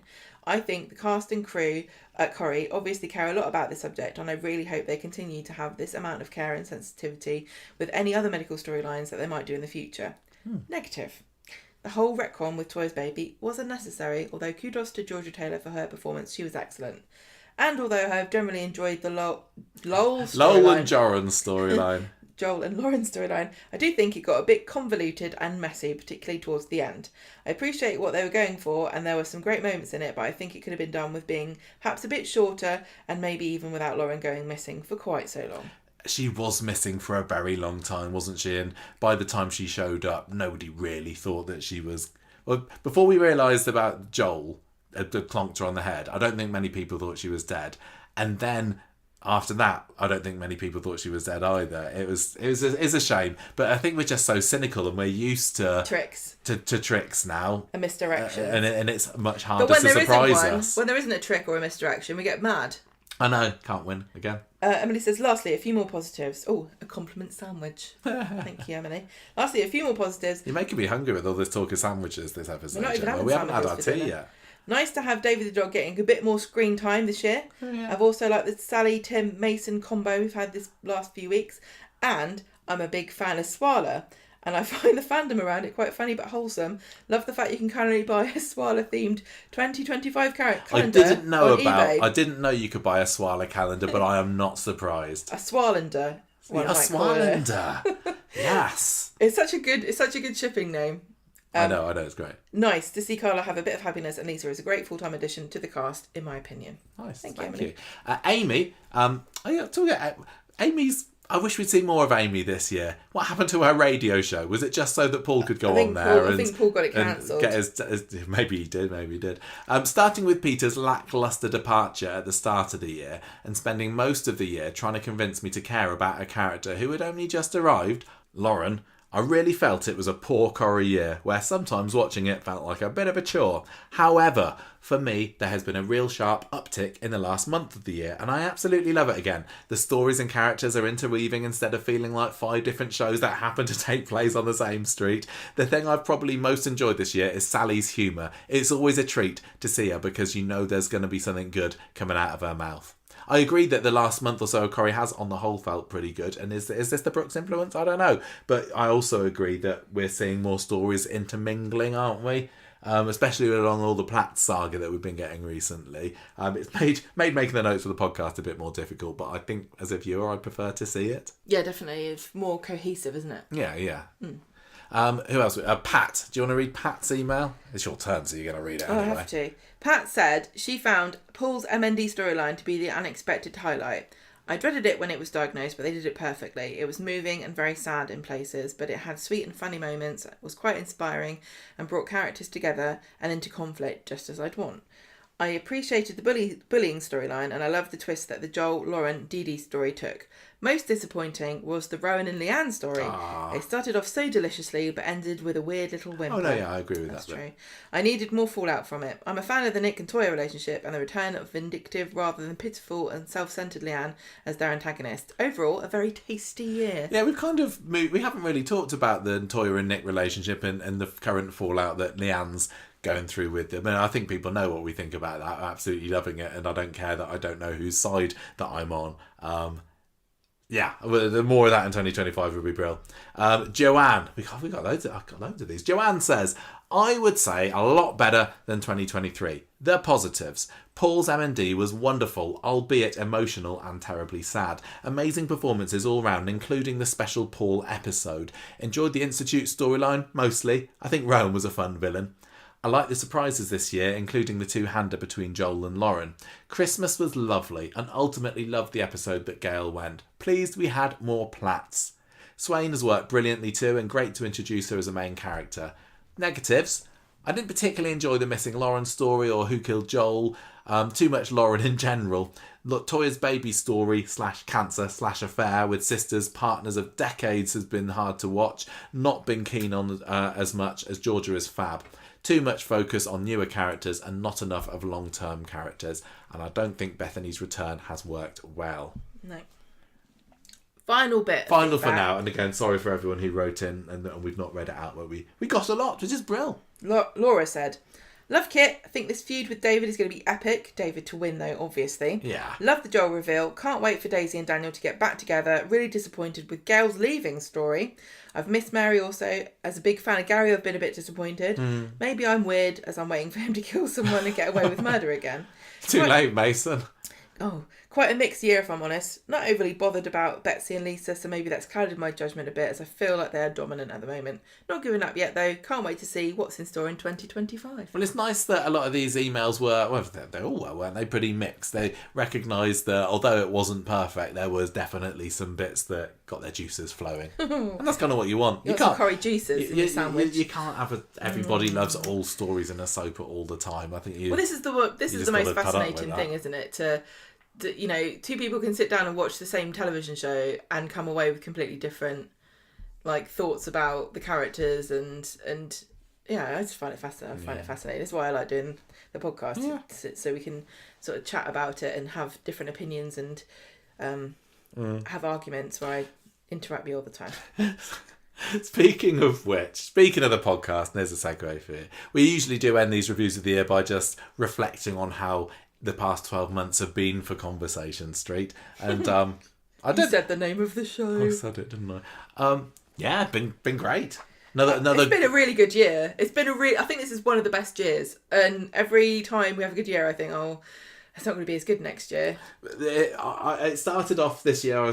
Every year at the beginning of the year, I think, what's going to be the big thing that's going to get us so excited this year about doing the podcast? And I think, the highlight for me was going on the press day Yeah. It was just brilliant. Yeah, I loved speaking it. to Kate Brooks. Speaking to Kate Brooks, Because- doing the quiz, hosted by Sally Ann Matthews, on a team Oh, with Shanique, Sterling Queen. Brown and Coulson. Oh, that was just lovely. Thank you to Alison at the press office for letting us go along to that. And we also got the great apartment over the river where we could look over at Coronation Street and do some videos. It was just... Well, that video, which blew up bigger than any of our other videos on YouTube ever has by quite a wide margin, has been lovely to see. So thank you to everybody who's liked and watched and shared and talked about that. But yeah, it always feels like, it's a bit of a showing off, but I don't mean it to be. It's just been lovely being able to get up to Manchester, seeing some of these people behind the scenes at Coronation Street, some of the crew, some of the cast, some of the people that nobody's ever heard of that work on Coronation Street, and a lot of it is down to the generosity of our patrons who bankroll it for us. But we went to the Radio Times Soap Awards. That was lovely. I waiting for everyone to come and getting the photos is always a thrill for me. I loved on that trip bumping into Paddy Beaver at the hotel bar and sitting and having just a chat with him for 15 minutes, and he was the nicest person. He is really, really, Paddy Beaver really is the nice. loveliest guy. There are so many nice people on Coronation Street. Yeah, and we went up. I've loved that Dr. Gaddis, Christine Mackie, knows who we are this year. I know. Dr. Gaddis. That's quite something. Could theoretically get me a prescription, and I love that for me. Yeah, that's been fab. Just from the 10 years of Dr. Gaddis episode that we did, and she happened to listen to it, and she's been absolutely brilliant since then. I'm always bowled over by how lucky we are. Yeah. And it is because of you guys listening that we've had all these opportunities, and really some great interviews this year. Support. Vicky Myers, that's probably our second biggest video on YouTube by quite a bit as well. We've had Lucy Jo Hudson from Classic Coronation Street, Katie, Emrys Cooper. Obviously, Peter Ash has been huge. You mentioned Kate Brooks, the new producer, came on the show. Matt Milburn at the beginning of the year was lovely. Actually, I'm going to say, I think we went on Kate Brooks's show. Oh, we did. Because we filmed it on the set of Coronation Street. Yeah. Well, what else have we had happen? I think Corrie Eliminator, that's been your baby this year, hasn't it? That was your little brainchild. I know, but it was supposed to make less work for you, but it hasn't. It hasn't, but it has been. It's helped me to be slightly less creative this year, and I do like to be creative with the podcast. But it's also nice when I go, oh, it's about time for a Corrie Eliminator episode. Well, everybody seems to like it. Loads of people have been really positive about the Corrie Eliminator stuff. Some good votes. Yeah. And I can't wait to see who wins. I really have no idea who's going to win. No, it's so fascinating. We've got three of the heats to get through still, haven't we? And then the grand finale. So I'm scared of that. I guess that's a big thing for the podcast in 2024. Do you think we should maybe just only release it for patrons to try and trick people into signing up? No. Can you imagine? Speaking of Patreon, we had our merch this year, didn't we? Our pencils and our key ring. Just a little thing, but it's kind of nice. And I've still got my Conversation Street key ring proudly dangling on the keys. It's still all right, isn't it? It's still all right. Held up really well. It's held up. I don't feel that this year there's been a whole lot of pushing the podcast, to outside of people who kind of already know about it. We don't care about that. We don't usually, but some years we've had a few more, like we've been invited on the radio for things, and we haven't so much this year. I kind of prefer to be kind of low key about it. Just in case people who are trying to hide the podcast from no, not to do with that. It's just you open yourself for vitriol, and people are so nasty, and they get really personal. Like when we talk about Coronation Street, we try to we never target people individually. Apart from Ian McLeod, when we say, this is because his name is on it, that's why we spoke about him. He gets paid to be, the head. He gets the awards, but he's gonna have his criticism. And I'm sure there will be things to say about Kate Brooks in time. Although at the moment I love her, but yeah. So when you get a broader audience, you get people just rocking up to just be nasty, and I like all the people that listen now. We did get a shout out in, was it the Manchester Evening News? I can't remember. Just the other week. Yeah, they called us Corrie experts. Yeah, because we were able to identify who it was that Dev was kissing at New Year. Yeah, we asked one of our insider yeah. contacts. Who was that Who that Dev is was that? standing next to at the bar? And It it was turned out Prinny. that it was Prinny, who is an extra at Coronation Street and also works at the canteen. But It's- it was nice for us to get a name check on that. And I did go on the radio one point this year as well to give a soundbite about Helen Worth leaving Coronation Street. So there was that. What radio station? I can't remember. I think it was maybe BBC Manchester or something like that. I don't remember. Like that. But yeah, it's been a good year for the podcast. Again, I'm just like, oh, what's it going to be this year?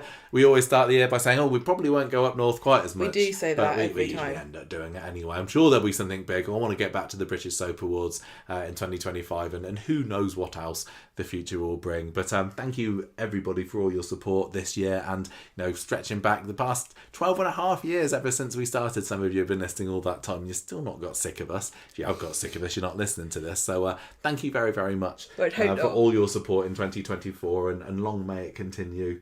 Yeah. Hopefully we can keep going just as strongly in the new year. Thank you, everyone. Your support means the world to us, and thank you for listening.